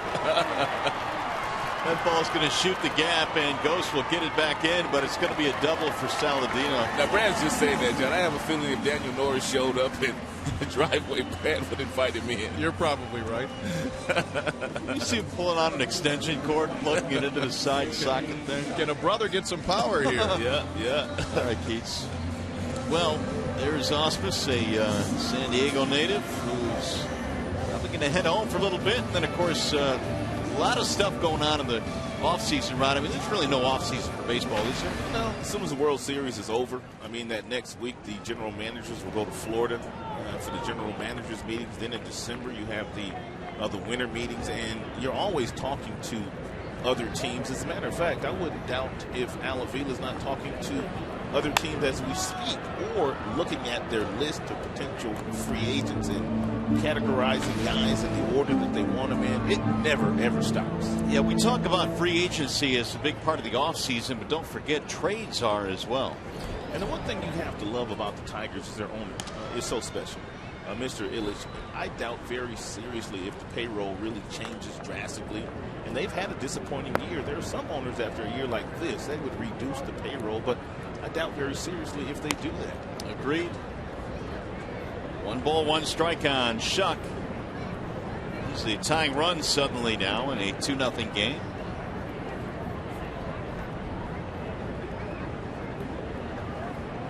Keating said that wetsuit of yours would be screaming. He did say that. That's pretty cool. 1-1 is swung on and missed. 1-2 on Shuck, who's turned in a couple of nice defensive plays. 1 in right field, 1 in left field. I had a lot of friends growing up in California that did surf, and obviously that's something that I really took part in, but I would watch them do it. Yeah, I'd rather watch than participate. 1-2 is outside. 2 balls, 2 strikes.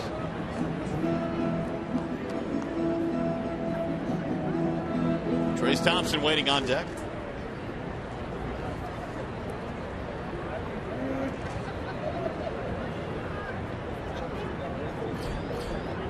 Tigers got a run in the first and a run in the 5th.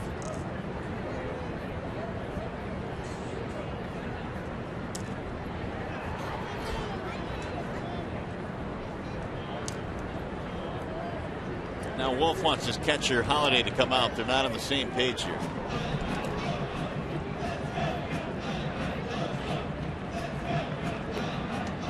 Holiday has not caught Wolf very much. Of course, Wolf came to the organization from Buffalo, AAA affiliate of the Toronto Blue Jays.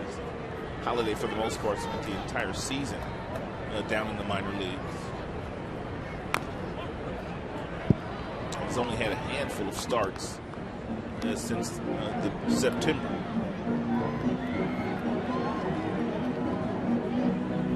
Randy Wolf made his debut, get this, 5,959 days ago. He got a win for the Phillies over the Jays. He's had quite a career. Had an all-star season with the Phillies early on in his career. Slapped back out of play as Shuck stays alive. His brother is a major league umpire. That would be Jim Wolf. We haven't seen Jim Wolf on any of the umpiring crews since we acquired Randy.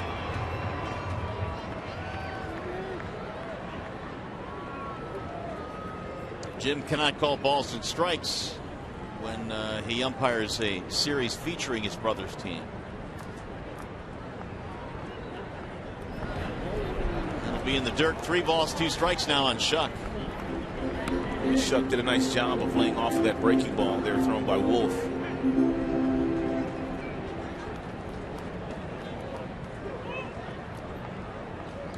This at bat has turned into an 8-pitch at bat number 8 coming up here.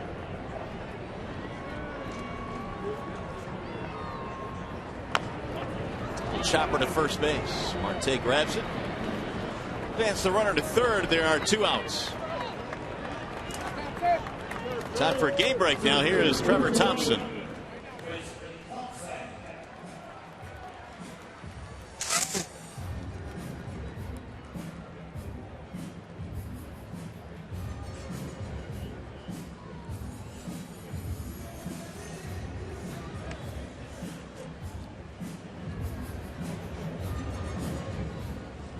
All right, Trev, thanks. Yeah, well, his Rangers fell behind 2-0. Now they're ahead 3-2. That's to no one's surprise. That game yesterday was absolutely crazy. Angels trailed 5-1 early, then they trailed 10-6 going into the 9th inning and scored 5 runs to win that game, 11-10. And Elvis Andrews, the shortstop of the Texas Rangers, was thrown out at second base trying to steal the bag to end the game. Rangers bullpen has to be on fumes as well. They've had a couple of guys throw 5 consecutive games out of there. Yeah, that's unheard of. Their closer, Tolleson, and throwing 5 consecutive games. 3 is a lot. 4 you very rarely see. 5. Wow. Meanwhile, 2-0 on Trace Thompson. 3-0. Garcia waiting on deck. And be careful here. Just don't lay a fastball right down the middle. You know, Robin Ventura might just turn the youngster loose. Trace Thompson. He will not. It's ball 4. Put the tying run on. First and third with 2 outs for Garcia. I don't know for sure, but it looked like to me that Randy Wolf really didn't want anything to do with Thompson. And even though Thompson's very young, he's hit a couple of balls very hard in this particular game. And Randy Wolf threw him 4 straight balls. I think he likes his chances better against Garcia. Now he just has to execute his game plan.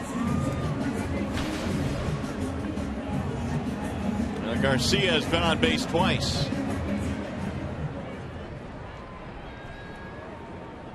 Reaching on an error and also walking.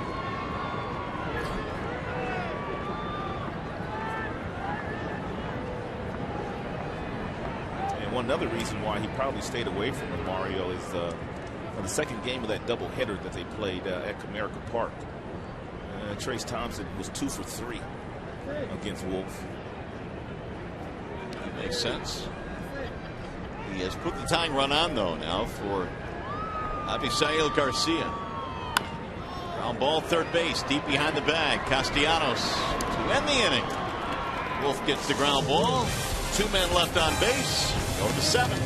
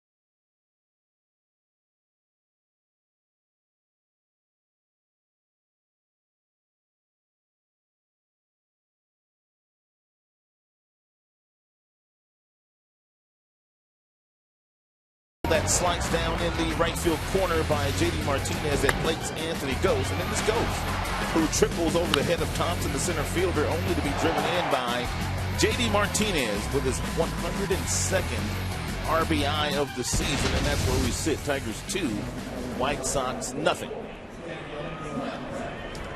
And as we go to the top of the 7th, a new pitcher now for Chicago. That'll be the right-hander Daniel Webb. And Webb with a .559 earned run average, 21 strikeouts, 20 base on balls in 26 games pitched this year. And Webb will face the bottom of the Tigers lineup, number 8 hitter. It'll be Brian Holiday, then Josh Wilson, and then Anthony Gose. And good arm for Webb. Fastball gets up to 95, touches 96 every now and then. Throws a lot of sliders as well. And a changeup. No curveball for Webb. Fastball, slider, change. First one is looped into shallow center field. Base hit. That died a hero. Leadoff single for Holiday. Well, spring training marks the perfect getaway. Detroit Tigers vacations offer trips to Lakeland, Florida, featuring exclusive team meet and greet opportunities and much more. For information, visit tigers.com/vacations. There's nothing like spring training. And the kids get to sit out in the outfield on the berm and just have a wonderful time, soaking up some sun. You get up and close and to the players. You get lots of autographs. Fly ball left field hit pretty well. Shuck going back to the track. And the runner will retreat. One away. I think the intimacy of spring training is probably my favorite part. That, and of course, escaping the winter weather. And it's the time where all fans can dream about their teams and where they might stack up and how they might do that particular season. Here's Anthony Gose. He's had a big day. Single, triple, 2 runs scored.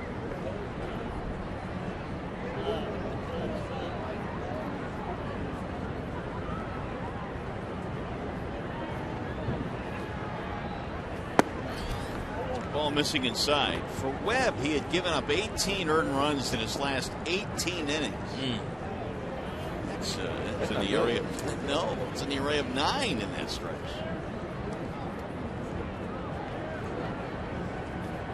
There's the 1-0. It was a pretty good fastball there thrown by Webb. However, at 94 with a lot of late life on some good movement.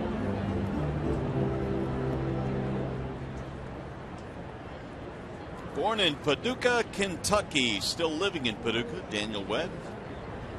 18th round pick of the Jays back in 09.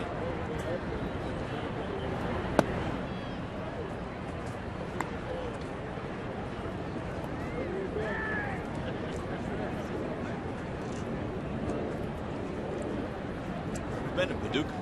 Never been there. Me either. Here's a 2-1. Get back out of play, 2-2. Goes in search of a 3-hit day today. Tigers have a 2-0 lead thanks mostly to Anthony Gose. Singled, scored in the first. Triple, scored in the 5th.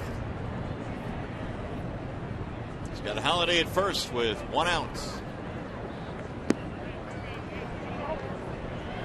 Full count now, 3-2. And more than likely, Holiday will be on the move here. I think Brad probably has enough trust in Gose to put the ball in play if it's a strike. We'll see.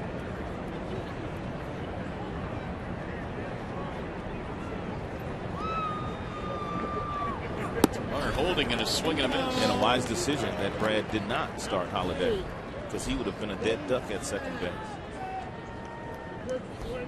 2 outs for Dixon Machado. And fastball upstairs thrown by Webb. He probably swung at ball 4.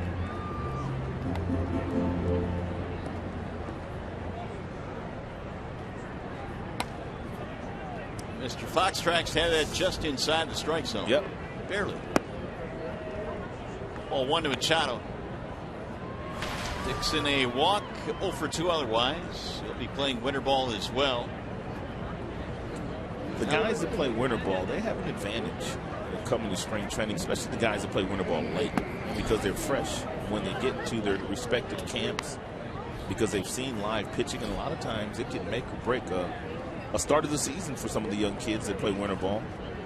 I remember Andy Dirks played 3 years of winter ball, I believe, in Dominican Republic, and he was very popular playing in Dominican. Every year Dirks would come to spring training. He seemed like he was ahead of everybody else, and for that, he was making some teams at least making some noise and getting a lot of reps in spring training.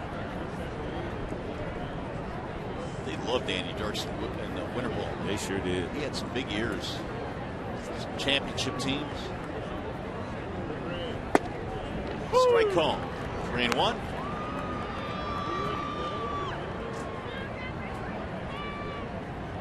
More action in the Tigers bullpen. Jeff Farrell warming up.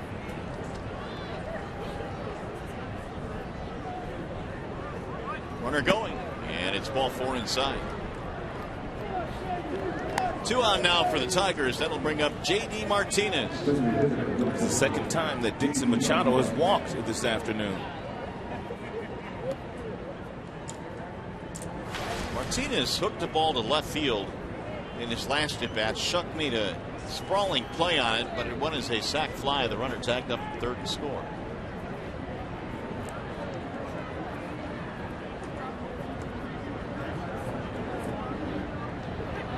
RBI number 102 for J.D. Martinez.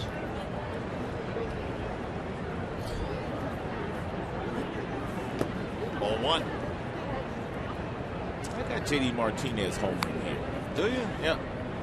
I called one all year. Number 39. I'm going to jump out of my chair if he hits one out here. RBI is 102, 103, and 104. 2-2. Come on, J.D. Actually, it would be 102, 3, and what did you say? That would be 3, 4, and 5, actually. Yeah. He's got 102 right now. Yeah, he got that today. 1 ball, 1 strike.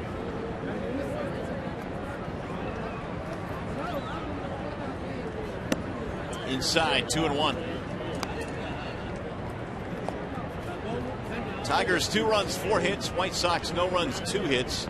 Daniel Norris was outstanding again today for Detroit. 5 scoreless, only 1 hit. 2-1. 2-2 on Martinez. 94-mile-per-hour fastball that had to catch the black inside. J.D. Martinez didn't necessarily agree with the call of Chad Whitson, but it's called a strike. Tailing fastball at 94.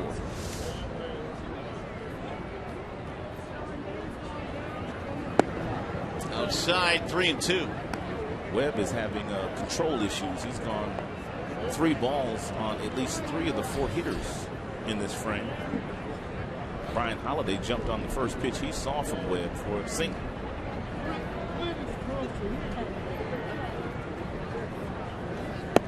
Checked it. Did he go? Did not, but it's ball 4, and that's going to load the bases. Single and 2 walks to load him up. Webb's stuff is moving so much. If you're Brantley, the catcher, you have a guy that has this kind of life on his 2-seam fastball, you might as well set up right down the middle. He appears to be setting up on the inner third against the right-handers, and that ball on the natural sinking actions carrying it off the plate. Don Cooper is in touch with their bullpen. Carroll, the right-hander, is heating up. Drill toward right center field. That ball is down. It's going to go all the way to the wall. This should get 3 runs in. Collins on his way to third base. And Tyler Collins is safe at third. What a slide by Tyler. A triple and 3 RBIs. He jumped all over that fastball that Webb tried to get ahead of him with.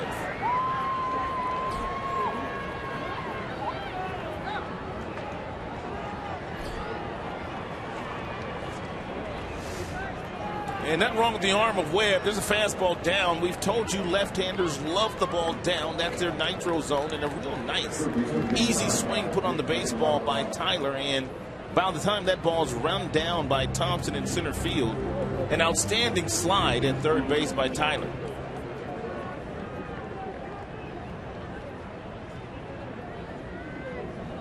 Close play at third base. Collins, great slide to get in there. Adrian Johnson, third base umpire, he was right there.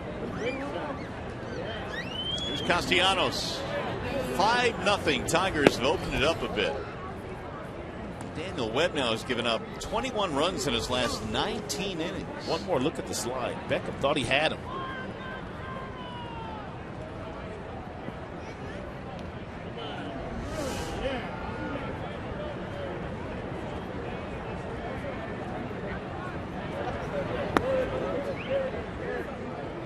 Strike called. It went around, said Bill Miller. 1 ball, 1 strike. Castellanos today with an RBI double.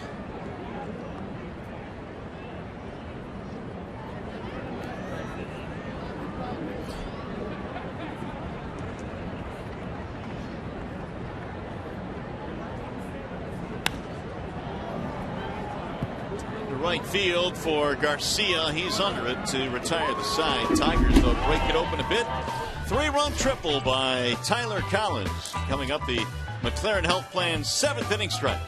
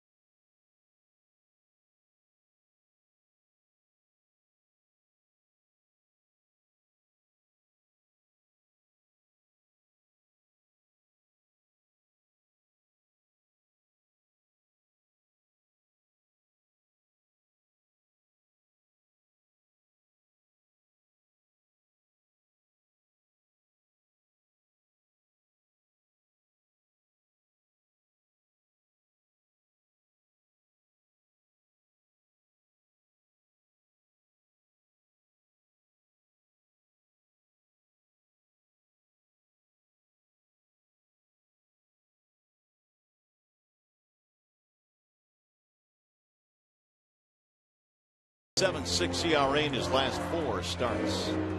Want to go back to a replay of that real good slide by Tyler Collins, but he needed some help from Dave Clark. Look at Dave Clark. As soon as he waves home the base runner that's touching third, he's telling Collins, you got to come and you got to slide because it's going to be close.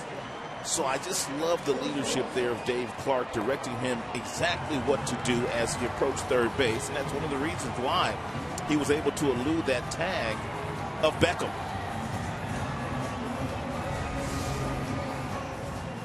So we've got a new right-hander coming in now for the Tigers. Jeff Farrell takes over.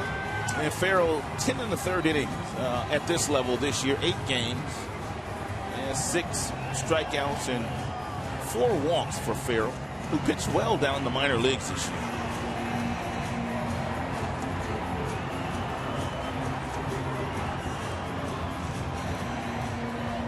Farrell has Alexei Ramirez, Mike Golden, Rob Brantley in the 7th. Pretty much 3 pitches for Farrell. Fastball that will get up to about 94. Average heater about 91. Also a curveball and a changeup. Lots of changeups thrown by Jeff.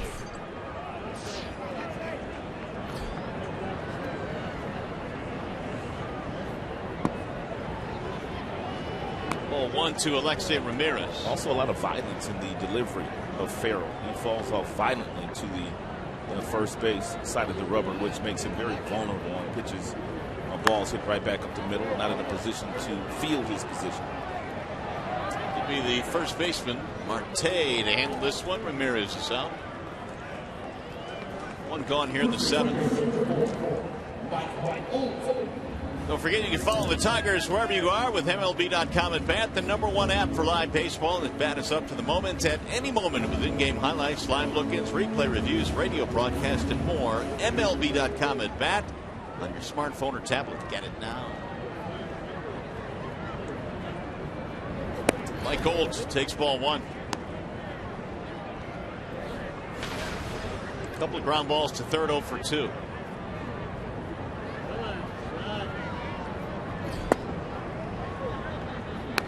2-0. Norris goes 5. Wolf comes on to pitch the 6th, and now Farrell here in the 7th.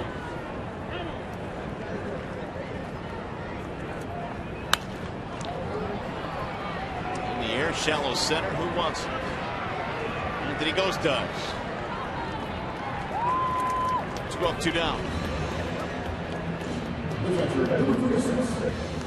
He's going to bring up Brantley.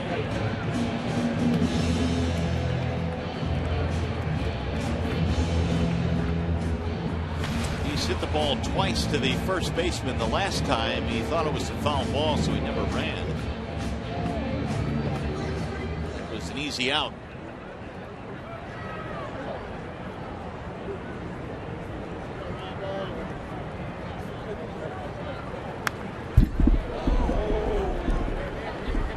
There haven't been too many scoring chances for the White Sox today. They got a 1-out triple by Thompson in the 4th. Later in the inning, Norris got a double play ball, and then Wolf gave up the 1-out double in the 6th, but they did not score.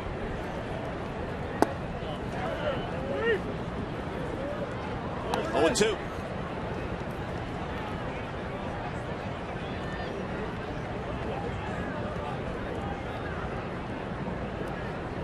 Good swing.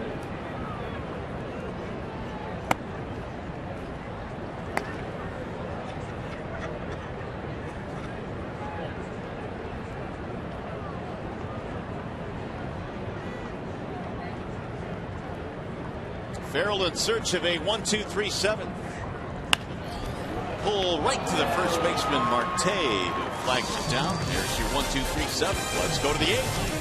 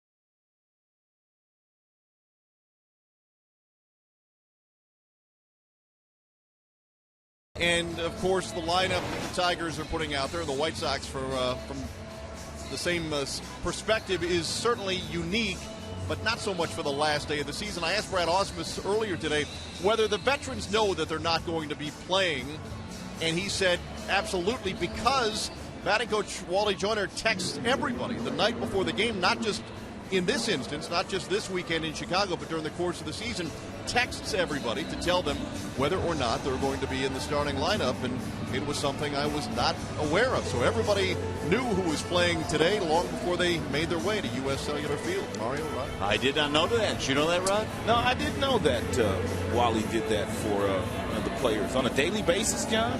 Yeah, he said during the course of the season. Really? That kind of sounds strange to me. I didn't know Brad had his lineup made out the night before. Because you see guys come in, and it's the first thing they do. They peek at the lineup to see if they're in or not, and most of them have already been told that. Yeah, I can see you doing that for a veteran player, making sure that he knows whether he might have a day off or not. But the rookies, sometimes you just want to keep them guessing, make sure they stay in the house. Did you get texts in your playing days? No. Did they have cell phones back then? No, they did not. No. We had pagers. Oh, nice. Did you get a pager playing tomorrow, Rod? No. We had pagers. And when I got my first cell phone, it was one of those real big ones. Yeah, big bricks. Yeah. Those are nice. Steven Moya hammers one in the air to left center. I was cool, though, with that big old phone. One gone as Moya's retired. You had one, too, didn't you? I did. They were ugly. Those didn't fit in your pocket very well. No. They didn't fit at all. Barely fit in the car. Scott Carroll is the new pitcher. And he is facing Jeffrey Marte. Scott Carroll was a great story last year. Made his major league debut after 8 years in the minor leagues with the White Sox and other organizations. But Carroll, at the age of 29, was a rookie last year. Good for him. 30 years of age now, and was 5-10 overall. Made 19 starts, 26 appearances last season. Swing and a miss. Good two-seam fastball there thrown by Carroll at 91 miles an hour. Some real nice arm side sink to it. Marte is 0 for 3.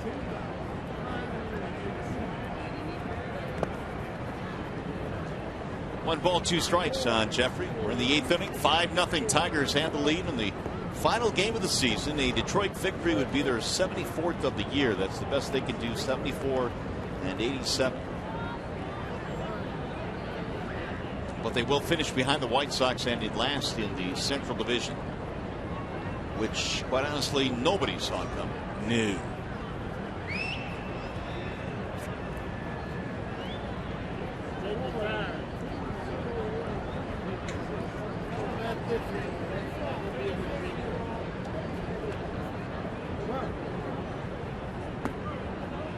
Didn't go. 2-2 on Marte. Well, the Tigers are assured a top 10 selection in the amateur draft next June.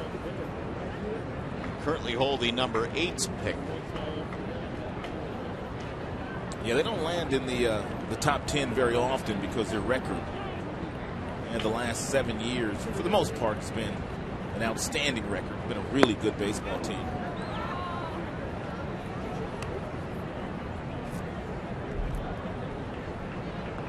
The last 5 selections for the Tigers that were in the top 10 of the draft. Last time they had a top 10 pick was 2009. Jacob Turner was spun over for Sanchez. Yeah, the only one of those first round draft choices still with the team, Justin Verlander. Marte will take his walk. 1 on, 1 out.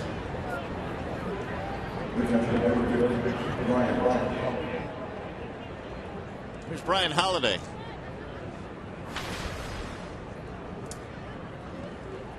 Pirates, by the way, are leading their game 3-0 now, and they're trying to secure home field advantage for that wild card game against the Cubs coming up on Wednesday. Yeah, Cubs also winning their game. 3-1 in Milwaukee. They're in the 8th inning. So you still have the Cubs, right? I got the Cubs. You're all in on the Cubs. All in on the Cubs. Wild card of the World Series. Yep, all in. Holiday has single, a walk, and a strikeout in this game. Sox pitchers today have walked 7 men.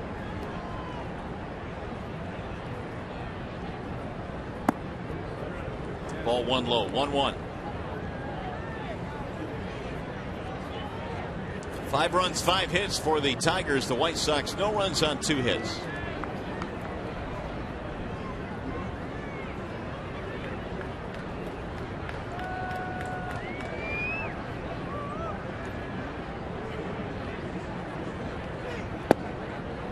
Strike called by home plate umpire Chad Whitson. Who you like postseason this year? I thought about this a little bit, and I think I'm going to go with the Toronto Blue Jays. I think they have just enough. Certainly have plenty offensively. Yep, it's a good pick.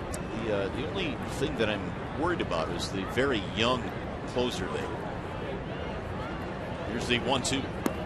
And it's low, 2 balls, 2 strikes. They got some veterans they picked up, though, at the trade deadline for that bullpen. Their staff, their staff, pitching staff got a lot better when they got Marcus Stroman back. They weren't expected to get him back. They thought he would miss the entire season with a knee surgery, which happened in spring training.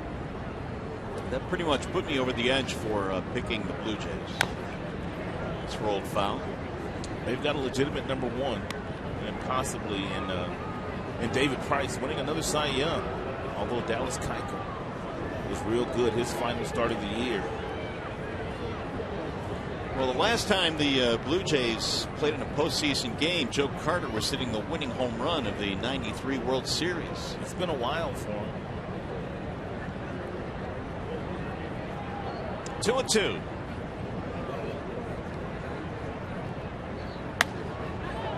Holiday shoots that one foul in the seats.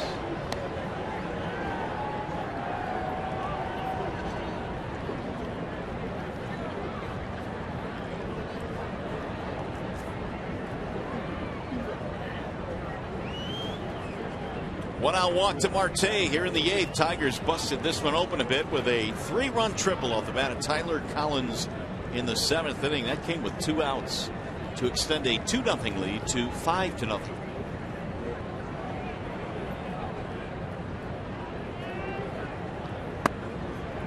Low. 3-2.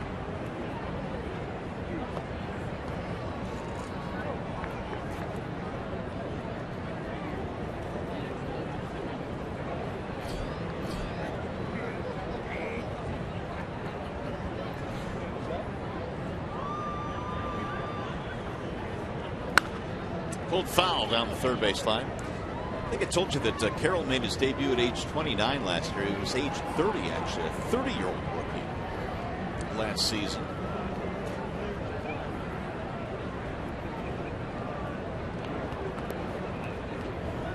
But it was quite a story here in Chicago after all of those years, all of those bus rides, all of those innings in the minor leagues.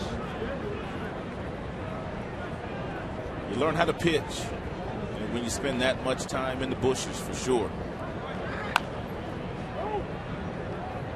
They had the runner on the move there on 3-2, so Marte will head back to first base. Meanwhile, Holiday has turned this into a 9-pitch at bat with number 10 coming up.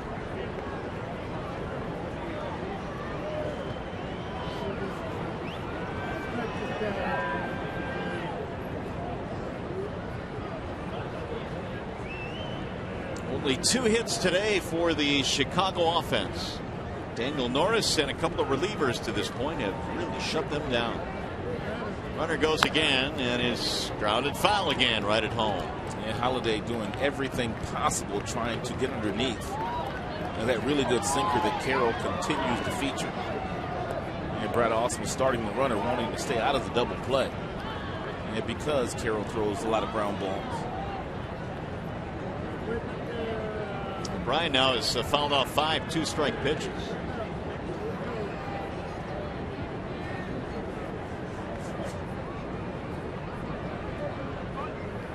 The runner going again, bouncing ball deep and short, out of the reach of Saladino into left field. Single for Brian Holiday, his 2nd hit today. 2 on for the Tigers and 1 out. Hit number 6 for the Tigers. Bring up Josh Wilson.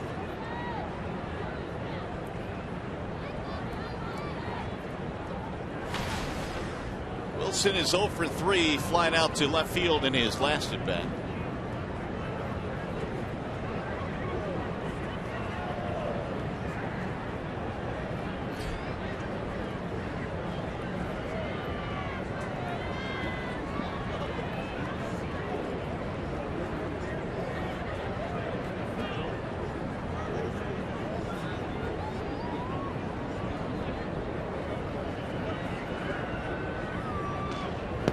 Wave and a miss, 0-1.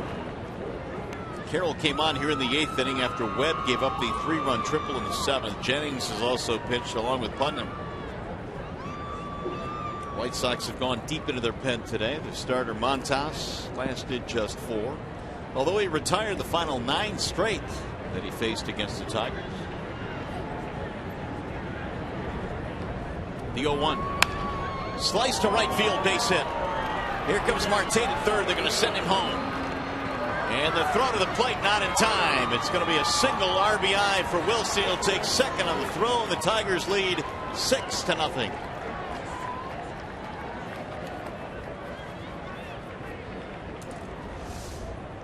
It's a perfect approach here by Wilson. It's a sinker ball that's down. He stays inside of it, and he slices it down to right field.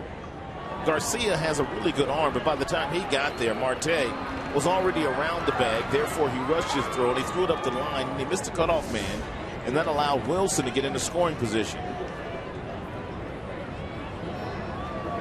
Still only 1 out. Tigers in good shape to get some more here as Anthony Go stands in.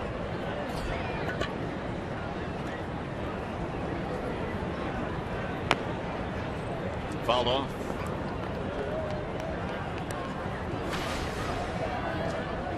Big day for Ghost today. He has a triple and a single. He's also come around to score a couple of runs.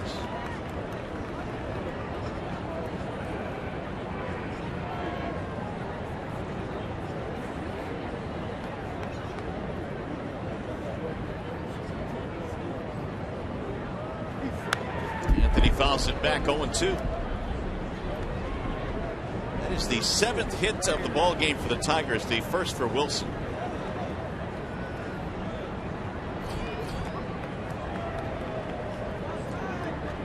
Ian Kroll now starting to warm up in the Tigers bullpen. Appears he'll be next.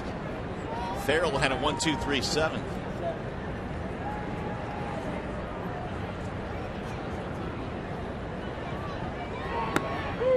On the outside corner for strike 3. Ghost is caught looking.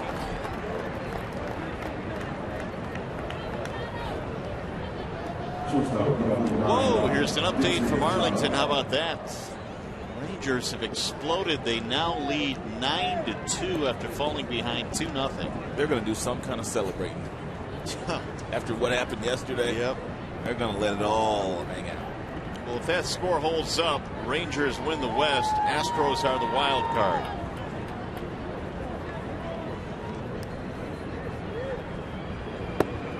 And even with the beat-up bullpen that Texas has right now in terms of guys being overused, it's going to be a pretty tough deficit to overcome for the Angels. Texas, pretty hot team going into the postseason. They played as well as just about any team in the American League the last month or so.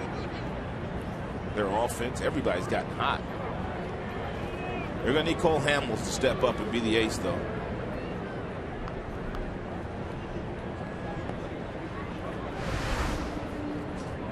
It's the old playoff tree as it looks right now.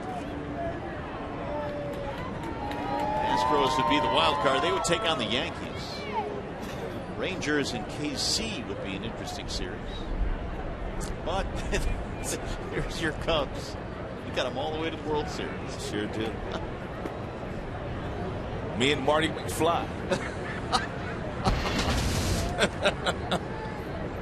And Back to the Future 2. You know, he predicted the Cubs would get to the World Series in 2015, right? I do know that. All right.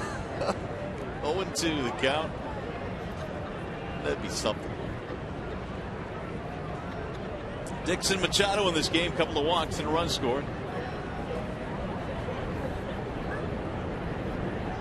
Texas had to use Hamels today because they blew that lead yesterday, so he won't get the ball as anticipated in game 1 when they start the division series.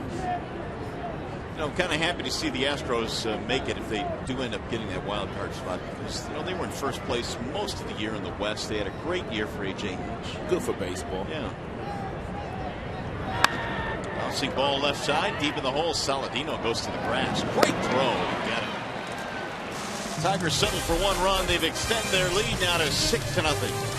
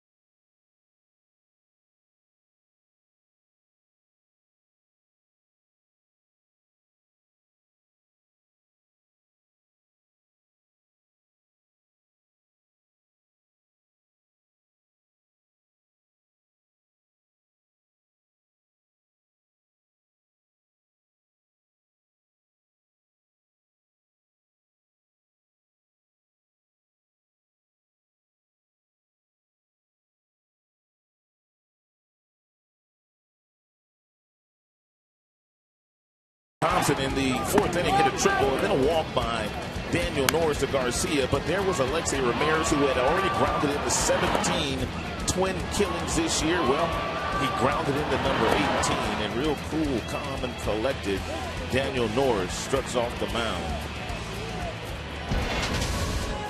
Another outstanding effort for Daniel Norris, and right now the Tigers have a 6-0 lead as we go to the bottom of the 8th. That's our last call to Sam this season. Yeah, last one of the year.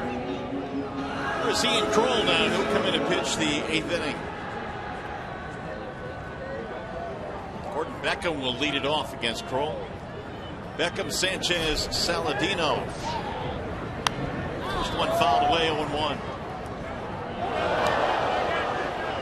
Gordon Beckham has fanned twice in this game. Andrew Romine is the new Tigers third baseman. Met Ian Kroll's family last night when I was leaving the ballpark. Mom and his dad. Real nice people. They're from the Chicago area. Good high and away. Kroll has shown flashes, Rod, of what he can do at the major league level. Has a really good arm. Yeah, the light comes on because the stuff's there. It's just a matter of being consistent, finding that really consistent arm slot, which will allow him to go out and throw that fastball in the mid-90s with a good breaking ball. They still like him, I know that much. How could you not like a guy throwing 95 out of the bullpen from the left side? It's on him, though. Here's the 1-2. Bouncing ball to third. Romine tested immediately. He's up for the challenge. One gone. Hey, October means baseball. FS1 continues to be your home for postseason action with the American League Division and Championship Series. Don't miss a moment of the drama and the history. It all begins Thursday on FS1 and streaming live on Fox Sports Go.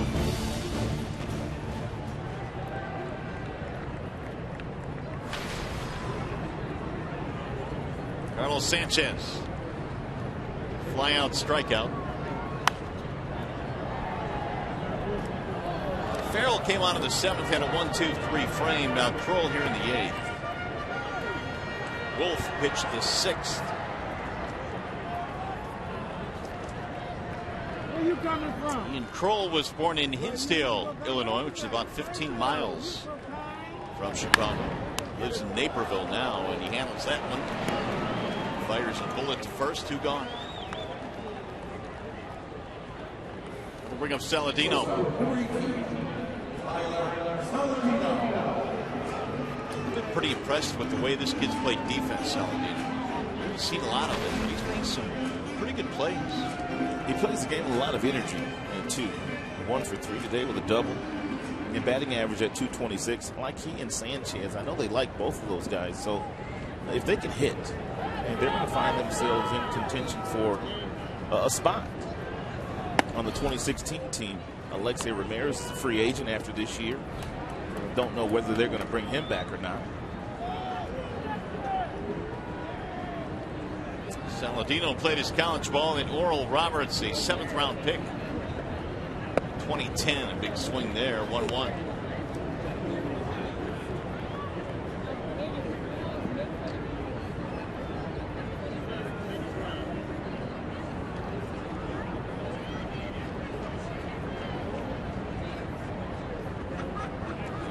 Kroll will step off.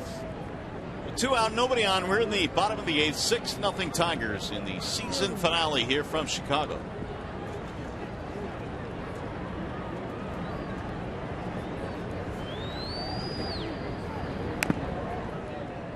One and 2.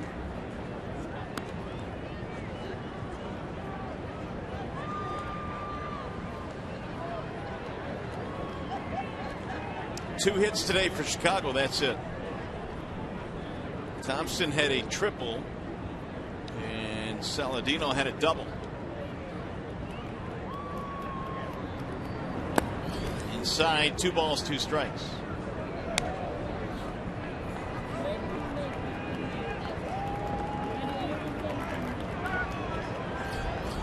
Waiting on deck, J.B. Shuck.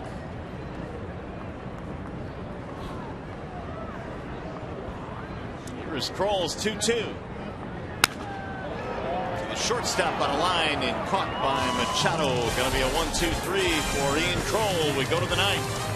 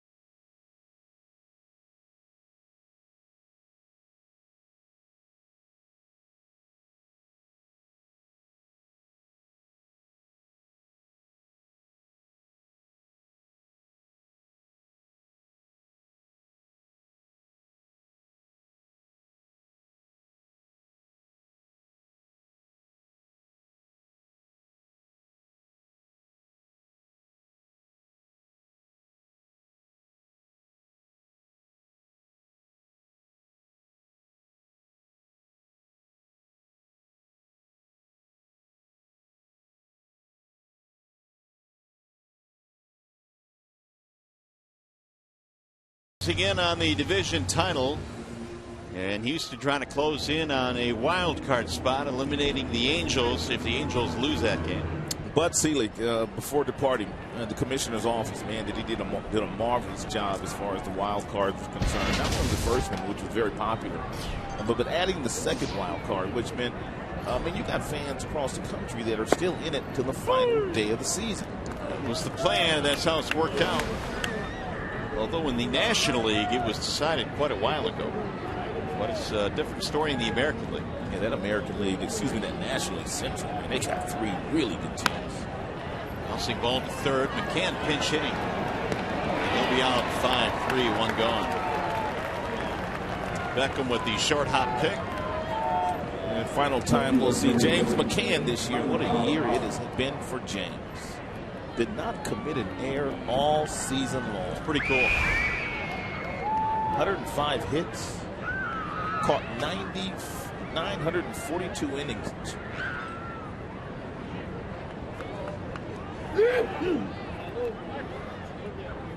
Five triples. For a catcher, it's a pretty good number. And inside the park home run for his first homer of the year. He will go into the offseason feeling, I would think, very satisfied with his rookie campaign. And it was really determined early in spring training, and I don't know how early the Tigers really identified that he was going to be the backup catcher this season, but I know when I got down to spring training in Lakeland, it pretty much was already a done deal that he was, in their minds, good enough to back up. But not only was he good enough to back up, this guy turned into the starter. He is the sixth catcher in Major League history to not commit an error in an entire season with a minimum of 100 games caught. There's that guy, Chris Iannetta, again, who broke up Justin Verlander's bid for a no-hitter this season. It's everywhere. 0-2 on Tyler Collins' big three-run triple in the seventh. Carroll missing outside 1-2. After the ball game is over, guys will scatter and go their various ways to their various offseason homes. Some will fly back to Detroit, gather their stuff and go. Others will leave right here from Chicago. Collins is out, two gone.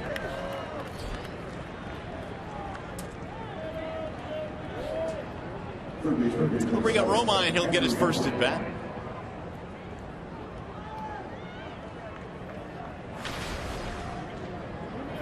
Romine batting .251 this year.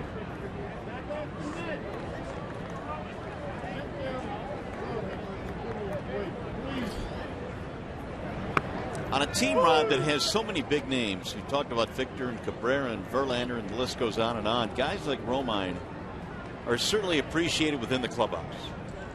Yes, indeed. And for 2 straight years, Romine has kept his mouth quiet. When Brad has called upon him, he has played. He caught in spring training this year, learned to play the outfield, had starts at all the infield positions, and he's handled himself very well. 108 games played this year for Romine. Look out, there's a bullet back up the middle, diving stop, but no play for Saladino. Romine gets a 2-out single. Romine grew up around the game. His dad was a big league player. I was talking to Romine just a couple days ago on the bus and said how he remembered like it was yesterday after his dad had retired. He and his brother fell in love with baseball, and he started taking them to Angels games at a very young age.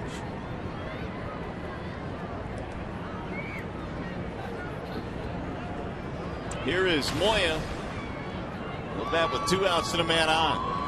Romine also told me that his first year in the big leagues, he played with Trout. It was Trout's first year in the major leagues. He said Trout was the best player he had ever seen at any level. Really? Anywhere. He said he was incredible.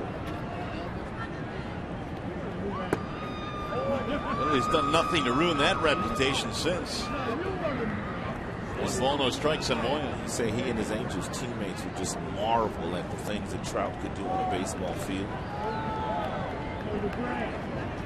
Romine getting more of an opportunity to play here in Detroit, though, than he would have with the Angels, and he's taken advantage of that this year. Tigers picked him up in a trade. Moya takes a strike on the outer edge, 1-1. Although that was then. Now he may have been playing more with the Halos had he remained there. Tigers glad to have him, though. He's filled multiple positions. There's the 1-1 to Moya. To center field on a line, straight at Thompson. That'll take care of the Tigers. We are headed to the bottom of the 9th here in Chicago.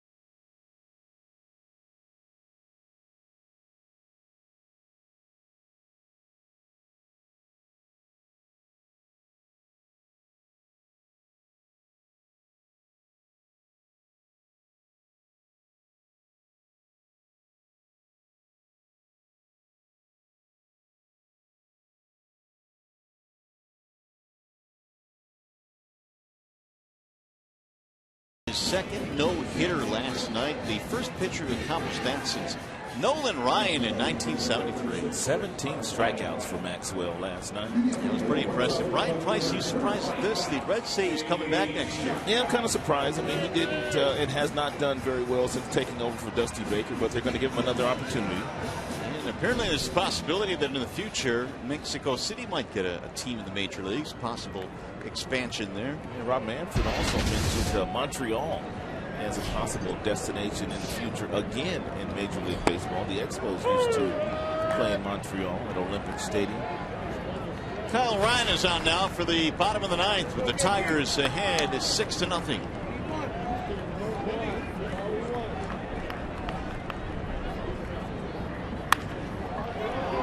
Left center field, ball hit pretty well. Collins running that one down. Rob Manfred is closing in on his first season as the commissioner in Major League Baseball, taking over for the very popular Bud Selig.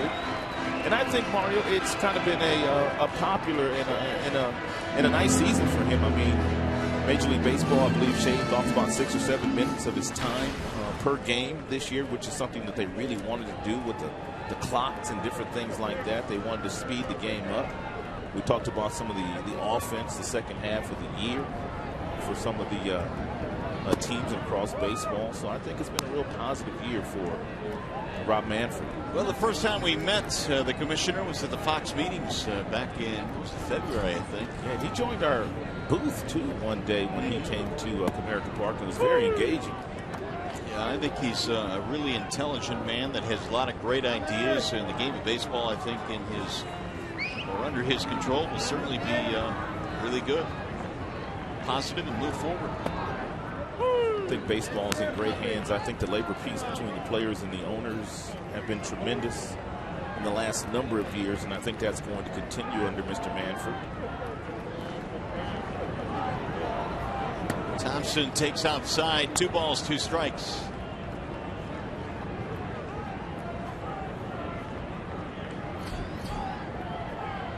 Garcia waiting on deck.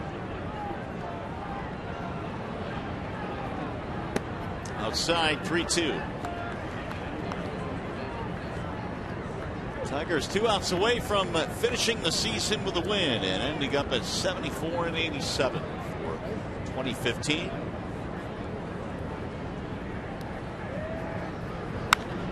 Popped him up. Will it stay in play? It will. Marte hauls it in, 2 gone.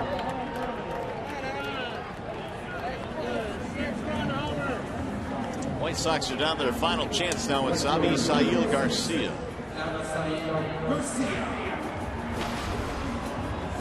One more out to go for the Tigers. They have limited the White Sox to just 2 hits today in the finale.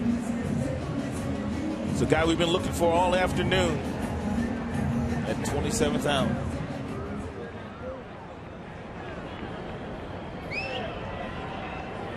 He's 0 for 2 with a walk, reaching on an error back in the second.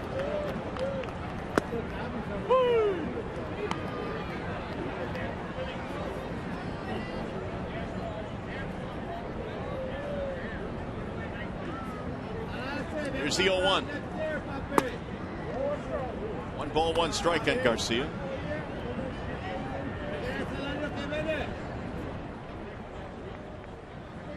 Season series, Tigers have not lost one to the White Sox since 08. That's going to drop in. A 2-out base hit for Avi Garcia. He's not ready to go home. Only the 3rd hit.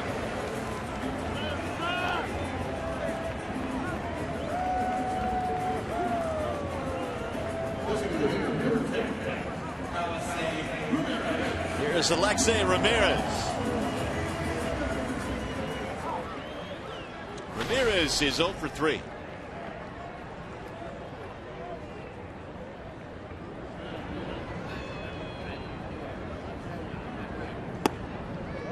Outside, ball 1.